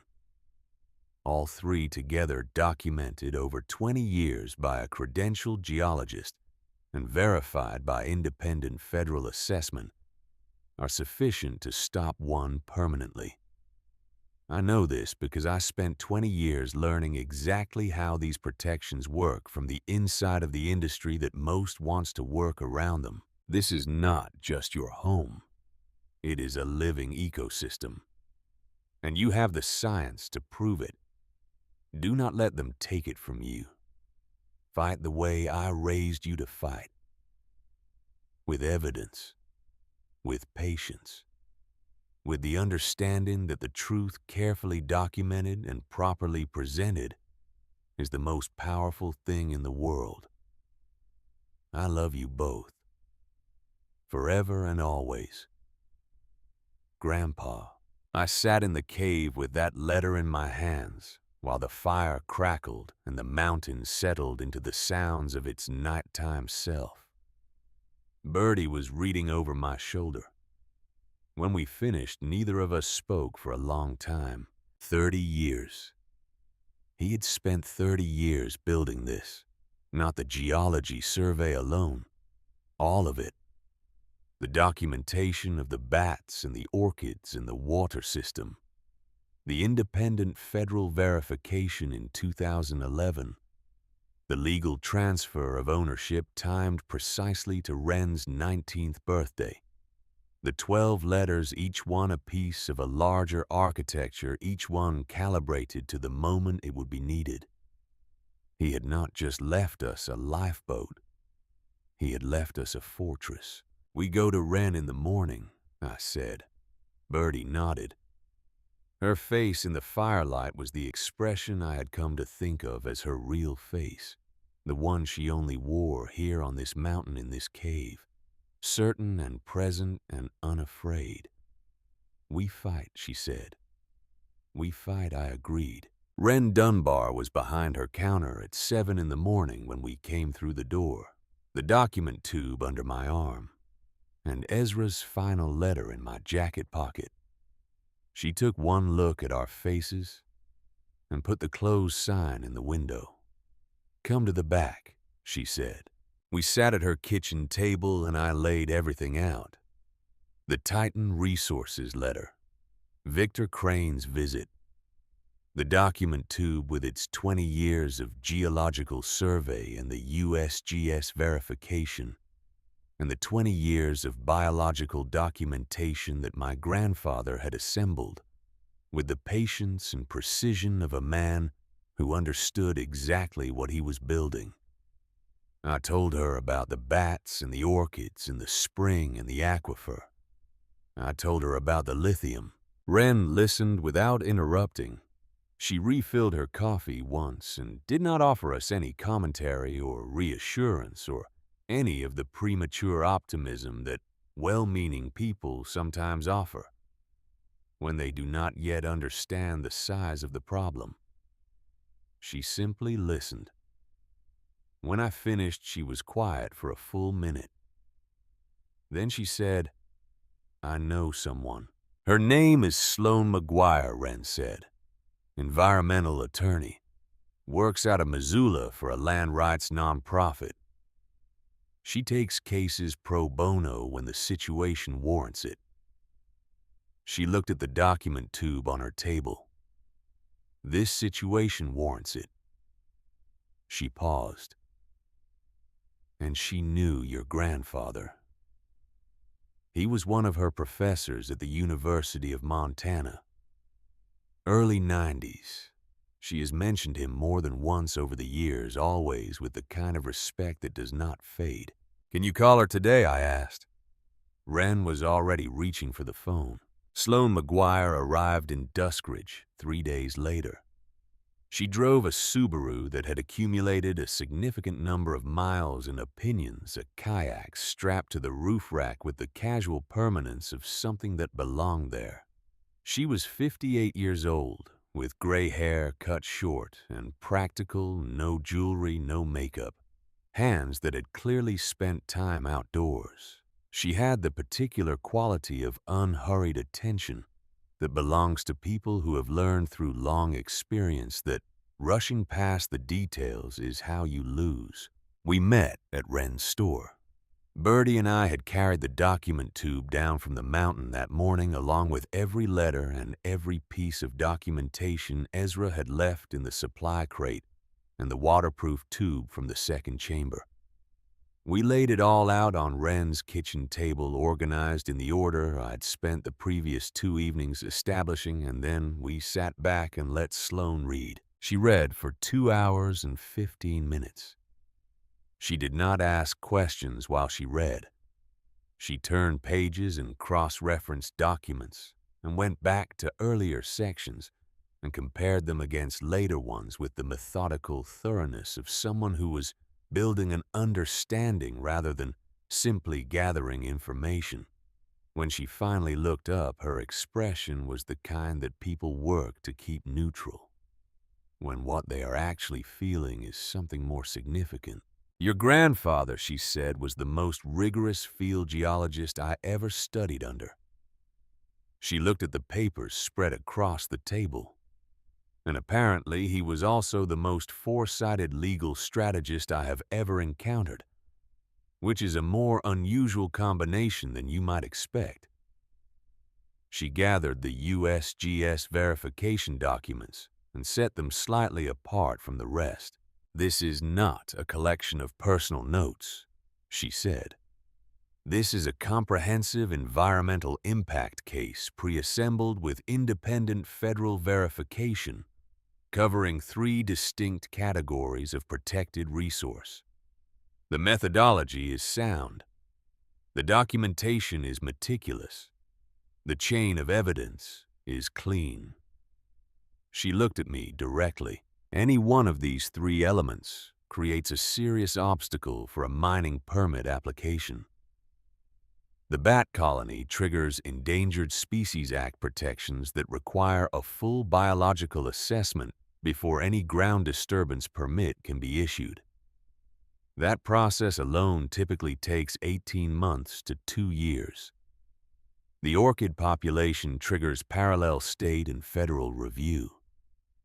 The aquifer connection with hydrological survey attached creates potential liability under the Safe Drinking Water Act that no responsible mining company's legal team would want to litigate. All 3 together," she said, and paused.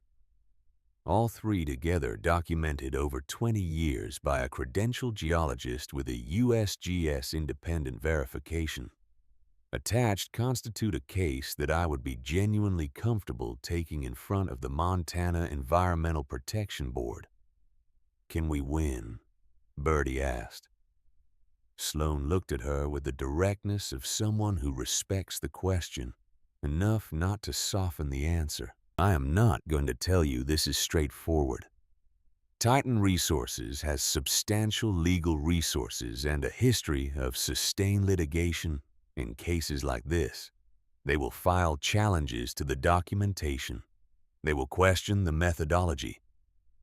They will attempt to discredit the evidence through procedural means. This will take months, possibly closer to a year. There will be moments when it looks like we are losing. She folded her hands on the table, but the science is sound. The documentation is clean, and the USGS verification removes the single most effective argument they would otherwise have, which is that the biological survey was conducted by an interested party. Your grandfather anticipated that argument and neutralized it 13 years ago. She looked at both of us. I will take this case. Pro bono for as long as it takes. She reached across the table and shook my hand. For Ezra, she said, and for that mountain. The 8 months that followed were the most difficult and the most clarifying of my life. I want to be honest about what that period actually was, because it would be easy to describe it as a clean narrative of struggle and triumph, and it was not clean. It was exhausting and frightening, and there were stretches of it that felt genuinely unwinnable stretches, where the gap between what we were and what Titan Resources was seemed so large that continuing felt like a form of stubbornness rather than strategy. Titan responded to Sloan's initial filings with exactly the countermeasures she had predicted. They challenged the validity of Ezra's survey methodology, citing updates to geological documentation standards that had occurred since his earliest surveys. They filed a motion to exclude the biological documentation on the grounds that it had been prepared by a party with a financial interest in the outcome.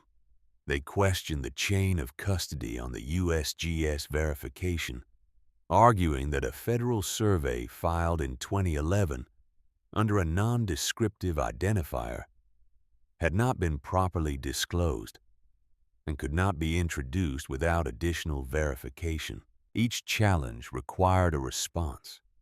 Each response took time and generated legal costs that, without Sloan working pro bono and without the growing support of people in Duskridge, would have ended everything quickly.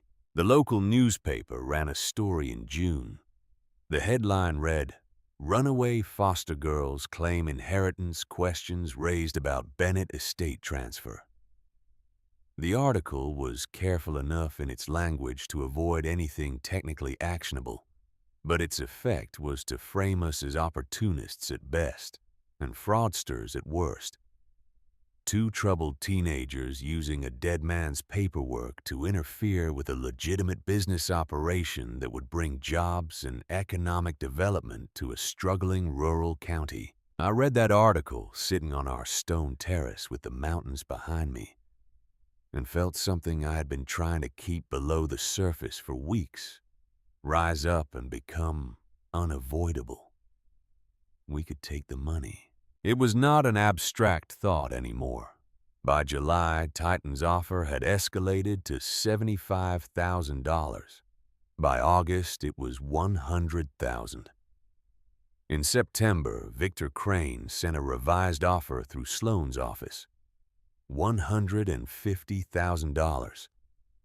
An amount of money that would buy a house and pay for college and provide a foundation that neither of us had ever had any realistic expectation of standing on. I sat with that number for several days.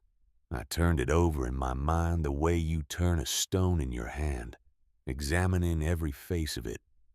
$150,000?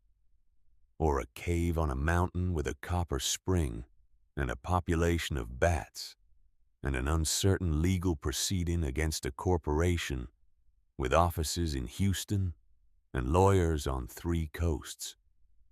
Bertie and I talked about it late one night in September. The fire low, the first real cold of autumn in the air. We could, she said.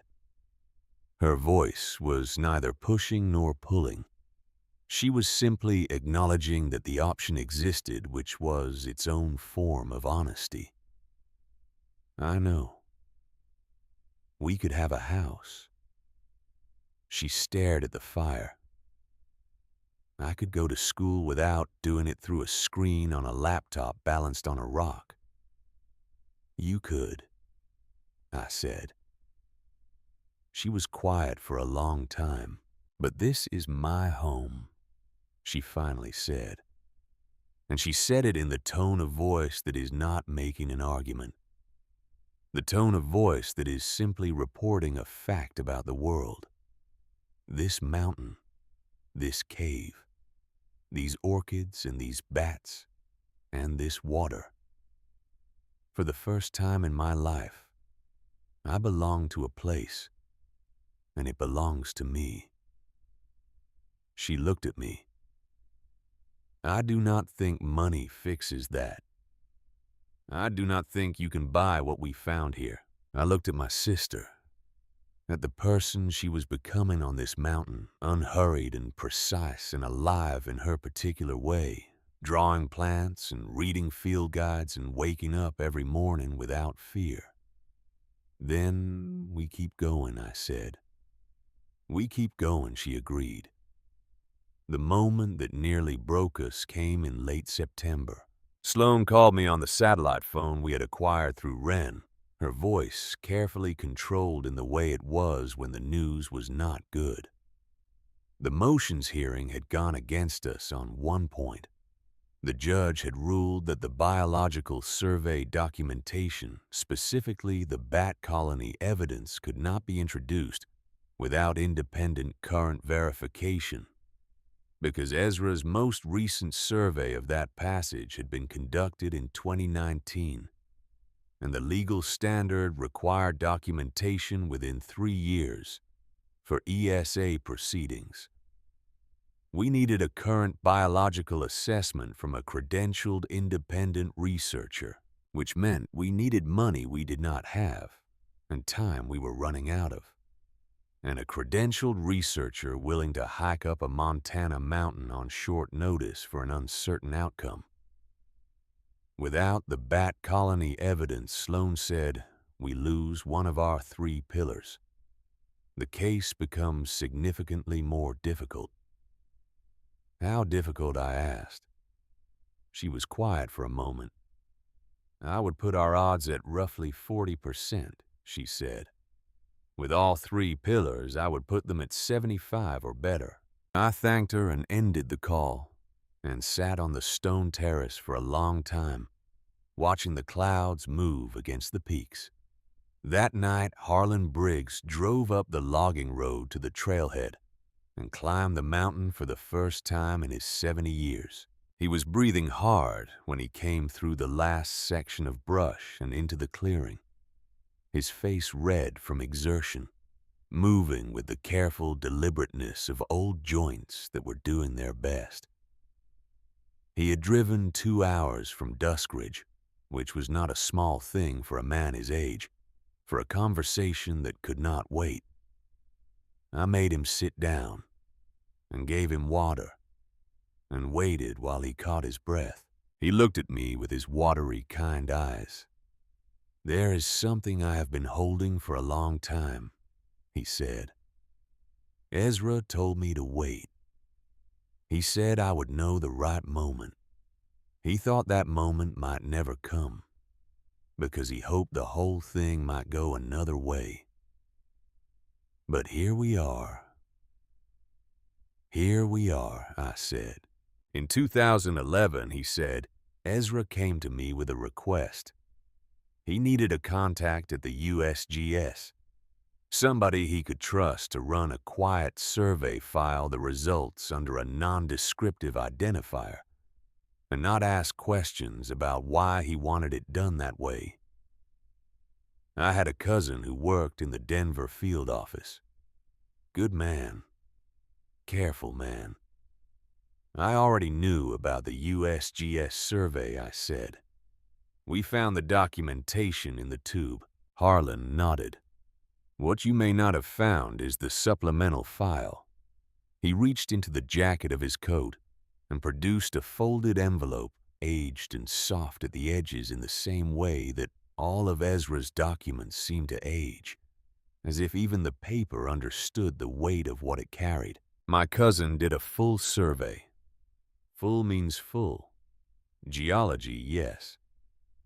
But also biological inventory, current to federal standards as of 2011, including the bat colony, bat population count, species verification, GPS coordinates, full documentation, filed separately in the federal system under a companion identifier that Ezra specifically did not include in the main tube. I stared at him. He said if they ever challenged the biological documentation on currency grounds, the Federal Biological Survey from 2011 would not solve the problem because the 3-year rule would still apply. But he paused. The 2011 survey established the baseline presence of the colony, combined with Birdie's current observations in her field notebook, which are dated and specific and constitute a lay observation record. You have a continuous, documented presence argument. Sloan would know how to make that work. He set the envelope on the stone between us. Ezra said to me, "Harlan, I am building something for those girls that has to hold, even if every other piece fails. This is the piece behind the piece, the backup to the backup." I looked at the envelope and then at the old man who had driven 2 hours in the dark and climbed a mountain on 70-year-old knees to deliver it. "He paid you back for the storage fees," I said. "The $7 a year after he died." Harlan shook his head. "I paid those because he asked me to, and because some things you do, because they are worth doing, not because you get anything back." He stood up slowly, his joints protesting. "You go win this thing," he said. "Ezra spent 30 years making sure you could." Sloan, when I called her the next morning, was quiet for a long time after I explained what Harlan had brought. Then she said, "Your grandfather, yes, was the most thorough human being I have ever encountered in 40 years of legal practice. Go back up to that mountain. Let me work." The hearing before the Montana Environmental Protection Board was scheduled for the second week of November.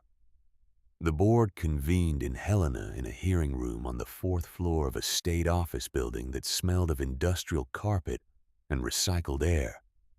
The specific institutional neutrality of spaces designed to handle consequential decisions without becoming too personally involved in them. The room was not neutral that morning. Every seat in the public gallery was filled. People from Duskridge had driven 3 hours on a Monday morning in November to be present ranchers and store owners and people who drew their water from wells fed by the aquifer system that sat below our spring. Harlan Briggs was in the second row in a suit that had last been worn by the look of it at a funeral some years ago. Ren Dunbar was beside him. Behind them, faces I recognized from the main street of Duskridge and faces I did not recognize, people who had seen Beckett Hale's news segment and driven from other parts of the county. Beckett Hale himself was in the back row with a small camera crew, their presence permitted by the board under the standard public meeting rules. On the other side of the room, Titan Resources had deployed a legal team of 4 attorneys and 2 geological consultants, all of them in suits that conveyed the specific message that institutional resources were not a problem. Victor Crane sat at the end of the table, composed and professional. the same smile he had worn on our mountain terrace 7 months earlier. Sloan and I sat together at our table. Birdie was in the gallery. Titan presented first. Their lead attorney, a man named Forsyth, who had the smooth, measured cadence of someone who had spent his career making complicated things sound inevitable, walked the board through a presentation that lasted 40 minutes. Revenue projections, employment figures, environmental mitigation plans, responsible extraction methodology, the economic significance of domestic lithium production to national energy infrastructure, the jobs that Dusk Ridge County had not had for 20 years and would have now, the responsible corporate citizen that Titan Resources had been in its other operations across 11 states. It was professional. It was thorough. It was the presentation of a company that had done this many times and knew exactly what boards like this one needed to hear. Then Sloan stood up. She did not use a presentation. She did not have slides or projected graphics or revenue models. She had a stack of documents on the table in front of her, and she had behind her a gallery full of people who had driven 3 hours on a Monday morning. And she had 30 years of practice in rooms exactly like this one. She told a story. She told the board about Ezra James Calloway, a geologist who had spent the first half of his career working for the industry, sitting across the room, who had understood from the inside how that industry operated and what it left behind when it moved on, and who had spent the second half of his life doing something different. Building a record. A comprehensive, meticulous, independently verified scientific record of a 50-acre piece of mountain that he loved, assembled over 30 years, with the specific intention of ensuring that the people who came after him would have the tools they needed to protect it. She presented the documentation in sequence: the biological surveys, the botanical surveys, the hydrological analysis, the bat colony evidence, the full compound argument that integrated Ezra's original surveys with the 2011 USGS biological inventory, and Birdie's current observation record establishing continuous documented presence across more than a decade. The orchid population data with GPS coordinates and population counts taken across multiple seasons. The aquifer connection supported by 2 independent hydrological surveys conducted 20 years apart. She placed the USGS geological verification on the table last. "This is not a personal claim," she said. "This is not 2 young women asking this board to take their word for something. This is 30 years of scientific documentation independently verified by a federal agency covering 3 distinct categories of protected natural resource.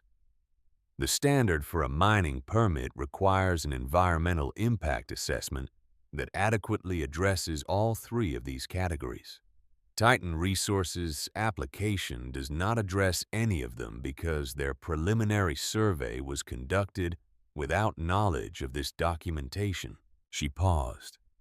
"Before granting a permit that would permanently alter this landscape, this board should require a full environmental impact assessment, incorporating all documented protected resources. That assessment, conducted to the standard the science demands, will take a minimum of 2 years. During that period, under the Endangered Species Act, an applicable state environmental law, ground disturbance is prohibited." She sat down. Then the board chair looked at our table and asked if there was anything further. I stood up. I had written notes and then thrown them away the night before. What I needed to say was not in my notes. I looked at the board members, 5 people seated behind a long table who had the authority to decide what happened to the mountain that had given me and my sister back to ourselves. I looked at Victor Crane with his professional composure. I looked at the gallery full of people from Duskridge who had gotten up before dawn and driven 3 hours because they understood that what happened to the aquifer happened to them. I looked at Harlan Briggs in his funeral suit in the second row, sitting very straight. My grandfather worked for companies like Titan Resources for 20 years, I said. He was good at what he did. He understood geology and he understood the industry. And he understood exactly what happens to land when an extraction operation moves in and what it looks like 20 years after the extraction is complete. My voice was steady. I had not expected it to be steady. He spent the second 20 years of his working life doing something different, not because he was against progress or against industry, or against the economic needs of rural communities, but because he found a specific place that he believed was worth protecting. And he was a scientist, and protecting it the right way meant documentation. It meant evidence. It meant the kind of record that could not be dismissed or discredited because it had been built with exactly the rigor that dismissal and discrediting require. I picked up one of Ezra's field journals from the table, not to read from it, just to hold. My sister and I came to this mountain with $41 between us and a key to a storage unit, I said. We were 19 and 16 years old. We had been in the foster care system for 6 years. We had no family, no resources, no plan. The state of Colorado had decided we were adults and that its obligation to us was complete. The board members were looking at me, all 5 of them. What we found on that mountain was more than land, I said. We found 12 letters from a man who had spent 30 years preparing for exactly this moment. Who had known from decades of experience that a deposit of this significance would eventually attract exactly this kind of attention? Who had built with the patience and the rigor of a scientist who understood what he was doing the complete evidentiary case you see on that table? I set the journal down. I am not asking for sympathy. I am not asking this board to make a decision based on our personal circumstances. I am asking this board to look at 30 years of carefully documented science and apply the legal standards that science requires. I sat down. Sloan did not look at me, but her right hand, which was resting on the table, moved approximately 1 inch in my direction. It was enough. 6 weeks passed. The mountain did not wait for legal proceedings. November moved into December, and the temperature dropped hard, and the first real snow came. Not the dusty frost of the early season, but actual snow, inches of it, covering everything in the particular silence that snow creates. We had prepared for it. Ezra's letters had been specific about winter on this ridge, and Wren had helped us acquire additional supplies, and the cave we discovered was warmer than we had expected, the stone holding the heat of the fire, with the efficiency of a material that has been managing temperature since before human beings existed to measure it. We were in our cave on a Thursday afternoon in December, when Sloan's call came through on the satellite phone. Bertie was at the table we had built from lumber carried up from Duskridge in October, reading a plant biology textbook she had ordered through the mail, her pen moving in the margins with the focused attention she brought to everything she was teaching herself. I was by the stove with one of Ezra's geology reference books open on my knee, working through the sections on mineral identification. that I had been slowly reading my way through since September. The satellite phone was on the shelf near the entrance. I answered it. Sloan was quiet for 1 second. Then she said, "We won." I did not say anything. "The board ruled this morning," she said. "Unanimous. All 5 members. They denied the mining permit application and issued a formal finding that the documented presence of protected resources requires a full environmental impact assessment before any permit application can be resubmitted. They also referred the protected resource documentation to the Montana Department of Natural Resources for formal designation proceedings." She paused. "They are designating the entire parcel as an environmental conservation zone, Wren. Protected status. The designation, once finalized, is permanent. No mining permit application can be approved for this land. Not now. Not in 10 years. Not in 50. I sat on the floor of the cave and said nothing for a moment. The fire crackled. Birdie had looked up from her textbook. She was watching me with her pen still in her hand, her face carefully neutral, because she could not yet tell what the call was. "We won," I told her. She set the pen down. She got up from the table and crossed the cave and sat down on the floor beside me. And we held each other in the firelight of our cave, in the heart of a Montana mountain that was ours, that would always be ours, that could not be taken. We held on for a long time. Victor Crane did not appeal the ruling. Titan Resources, through their communications office in Houston, issued a brief statement noting that they respected the board's decision and would explore other opportunities in the region. Victor Crane never returned to Duskridge. He sent a formal letter through Sloan's office releasing all claims and withdrawing all pending legal actions. Professional and clean and entirely devoid of the humanity that might have been appropriate, given everything that had preceded it. It was enough. We did not need more than that from him. The guardianship proceedings took 3 months. Sloan filed the petition in January, and the family court in the county seat appointed a social worker to conduct the home assessment.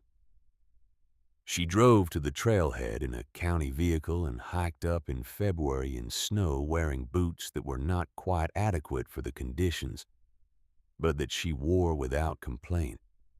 She was a woman in her 40s with a clipboard and the particular professional manner of someone who has learned to make assessments quickly and not to be easily surprised. She stood in the entrance to the cave and looked at the wooden walls we had built inside the main chamber. The insulated structure with its wood stove and its beds and its shelves of books and its table and its window, cut into the rock face that looked out at the mountain. She looked at the spring water running through the pipe we had installed along the ceiling. She looked at the solar panel setup on the exterior rock face that powered the small battery bank that ran the lights and the satellite phone and the laptop. She made notes on her clipboard. "This is unconventional," she said finally. "We are aware of that," I said. She looked at Birdie, who was at the table with her plant biology textbook and 3 of Ezra's field guides open beside it, her notebook filling with the particular density of observation that it always held. "The miner appears to be in stable circumstances," the social worker said in the way of someone speaking formally for the record. "She is engaged in ongoing education, has appropriate shelter, and is clearly in a close and supportive relationship with the proposed guardian." She looked at me. "I have conducted assessments in licensed foster placements that did not meet this standard," she said. Simply and without further elaboration, the judge signed the order in March. Birdie Calloway was legally in my custody. She was no longer a ward of the state. She was no longer a number in a file. She was no longer subject to the particular terror of placement. The possibility that a decision made in an office by someone who did not know her could determine where she slept, and with whom, and for how long. She was home, legally, permanently. When Sloan called to tell us the order had been signed, Birdie was outside on the stone terrace in the cold March sun, lying on her back, looking up at the sky through the ponderosa branches, with her arms spread wide in the position she had adopted since the first warm days of spring the previous year, which she called listening to the mountain think. I went out and told her. She kept looking at the sky for a moment. Then she closed her eyes. "It is real," she said. "It has been real. But now it is legal." She opened her eyes. "Now they cannot undo it." "That is right," I said. "Now they cannot undo it." 2 years have passed since the morning we stepped off that bus in Duskridge with $41 and a brass key and no plan beyond the next 12 hours. The cave is different now.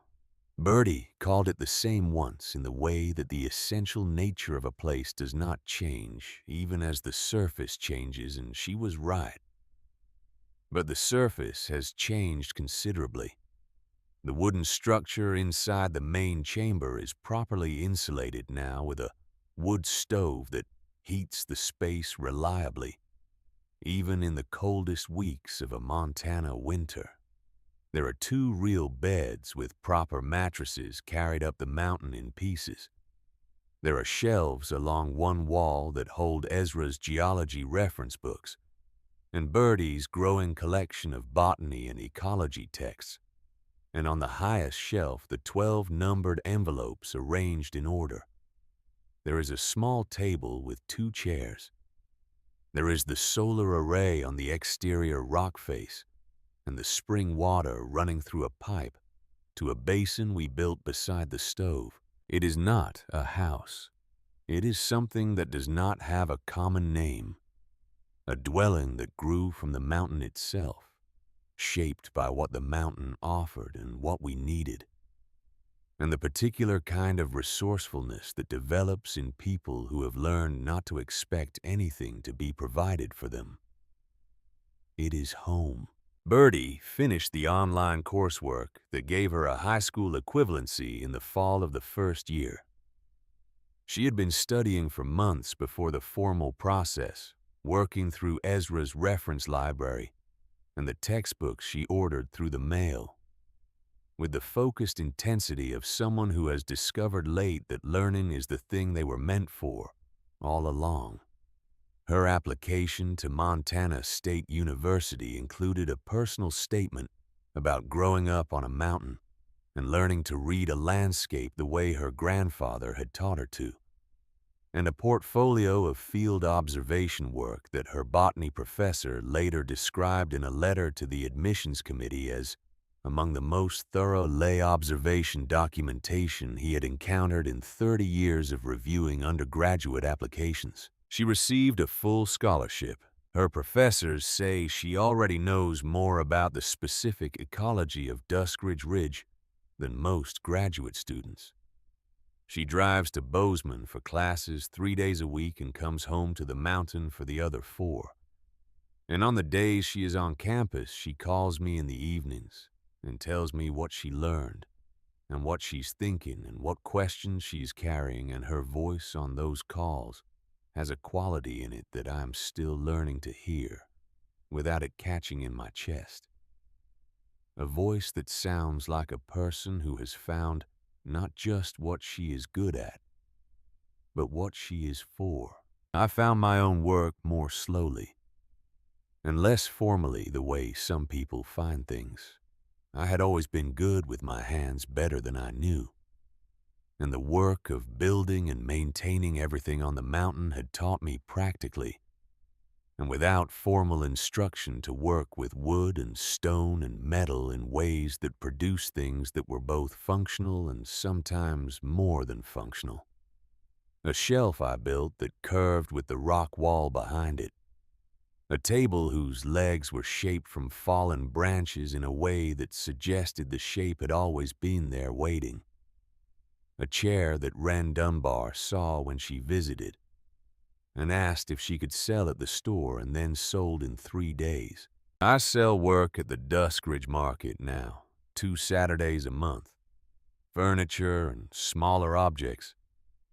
Things made from the wood of the mountain and the stone of the mountain, things that carry as more than one person who has bought them has said the feeling of a specific place. I also work part-time for the Conservation Trust that manages the protected status of the land maintaining the trail access, monitoring the ecological health of the bat colony, and the orchid populations contributing to the annual biological survey that is now a formal part of the Conservation Zone's management plan. We sell a small amount of hiddenite each year, carefully extracted from the second chamber, responsibly documented, sold to collectors through a dealer in Missoula who has the right contacts and the right ethics. The amounts are modest and intentional. We take what we need and leave what the mountain needs, which is the only arrangement that makes sense when you understand that you are not the owner of a place so much as one of the things that lives in it. The land is in a conservation trust now, the legal structure that Sloan helped us establish in the months after the board ruling ensures that no future owner, no future legal proceeding, no future corporate interest can alter the protected designation. The orchids and the bats and the aquifer are protected in the documents. Now the way they were protected in Ezra's journals, carefully, permanently, with the full weight of the evidence he spent 30 years assembling. On the last Sunday of every month, we walk down the mountain and into Duskridge and go to the cemetery at the edge of town. It is a small cemetery, as cemeteries in small towns are the graves of several generations of people who built their lives in this particular place and stayed. We did not know Ezra was buried here until Sloan found the record in the county files months after the board ruling. No one had thought to tell 2 foster children that their grandfather had a grave. The county had handled the arrangements after his death and filed the paperwork and moved on to the next file. We visit him now every Sunday that we are home. Birdie brings wildflowers, whatever is in season on the mountain, the flowers that grow in the meadow, where the rare orchids grow, the ones her grandfather loved enough to spend 20 years documenting. She carries them down in her hand and lays them at the stone. I bring a piece of granite, a small piece smooth taken from the cave floor, or the terrace, or the spring, a fragment of the mountain itself. A piece of home for the man who built it for us. His headstone is simple the way he was. His name, the years of his life. Ezra James Calloway. Below that, the dates. And below the dates, the inscription we had added in the first spring after the ruling. We had talked about what it should say for a long time. We considered many things. Something formal, something that captured the scope of what he had built and what it had meant. But in the end, the right words were already written. They had been written in the second letter in the paragraph where he described what the cave was and what it was meant to be. He had called us his birds, his little birds in the way of grandparents whose nicknames for their grandchildren outlast the childhood that generated them and become instead a kind of permanent tenderness. The inscription reads, "He built a shelter out of love. His birds came home." On a Sunday in the second spring, Bertie and I stood at the grave in the particular morning light that comes to this valley in May, the light that is soft and definite. At the same time, the light of a place that has figured out what it is. The mountains were fully green again after the winter. The peaks were still white in their highest places, holding the season's last snow, the way high places always hold things a little longer than the lower world. Bertie had brought a branch of something flowering from the eastern meadow. She laid it against the stone. I placed my piece of granite. We stood in the quiet of the cemetery, which was the quiet of the mountain and the quiet of the town, and the quiet of two people who have run out of the particular tension that comes from not yet being where you are supposed to be. "Do you think he knew?" Bertie said. The question she had asked before in different forms over the 2 years since we arrived. I thought about 30 years of planning. $7 a year. 12 letters written in the knowledge that they might never be read. A storage unit paid for 6 years in advance, against the possibility of 2 girls who might or might not find their way to a small town in Montana on a March morning, with $41 and nowhere else to go. I thought about a man who had spent 20 years working for the people who would eventually come to take this mountain, learning from the inside everything he would need to defend it, and then spending the next 30 years doing exactly that. I thought about the photograph with its 2 words on the back, "The Shelter," written in the handwriting of a man who understood long before we existed as people, capable of understanding it, that the most important thing he could leave us was not money or property or even love, though it was all of those things, but evidence. The evidence that we were worth protecting. The evidence that someone had looked at the world we would inherit and decided with the full force of his intelligence and his patience and his 30 years that we deserved a place in it. I looked up from the grave and across the cemetery and through the trees at the edge of town, toward the mountain that rose above Duskridge, our mountain, the mountain that held our cave, and our spring and our orchids and our bats, and our grandfather's 30 years of careful love, permanent now, protected, now designated in the legal record of the state of Montana as a place worth keeping. From somewhere above the tree line high in the thermal that built over the ridge in the warm mornings of spring, a hawk called. The sound came down to us clear and certain, the voice of something that knew exactly where it was. "I think he always knew," I said. The wind came through the pines at the edge of the cemetery. The flowers moved against the stone. We stood there for a while longer, his birds home.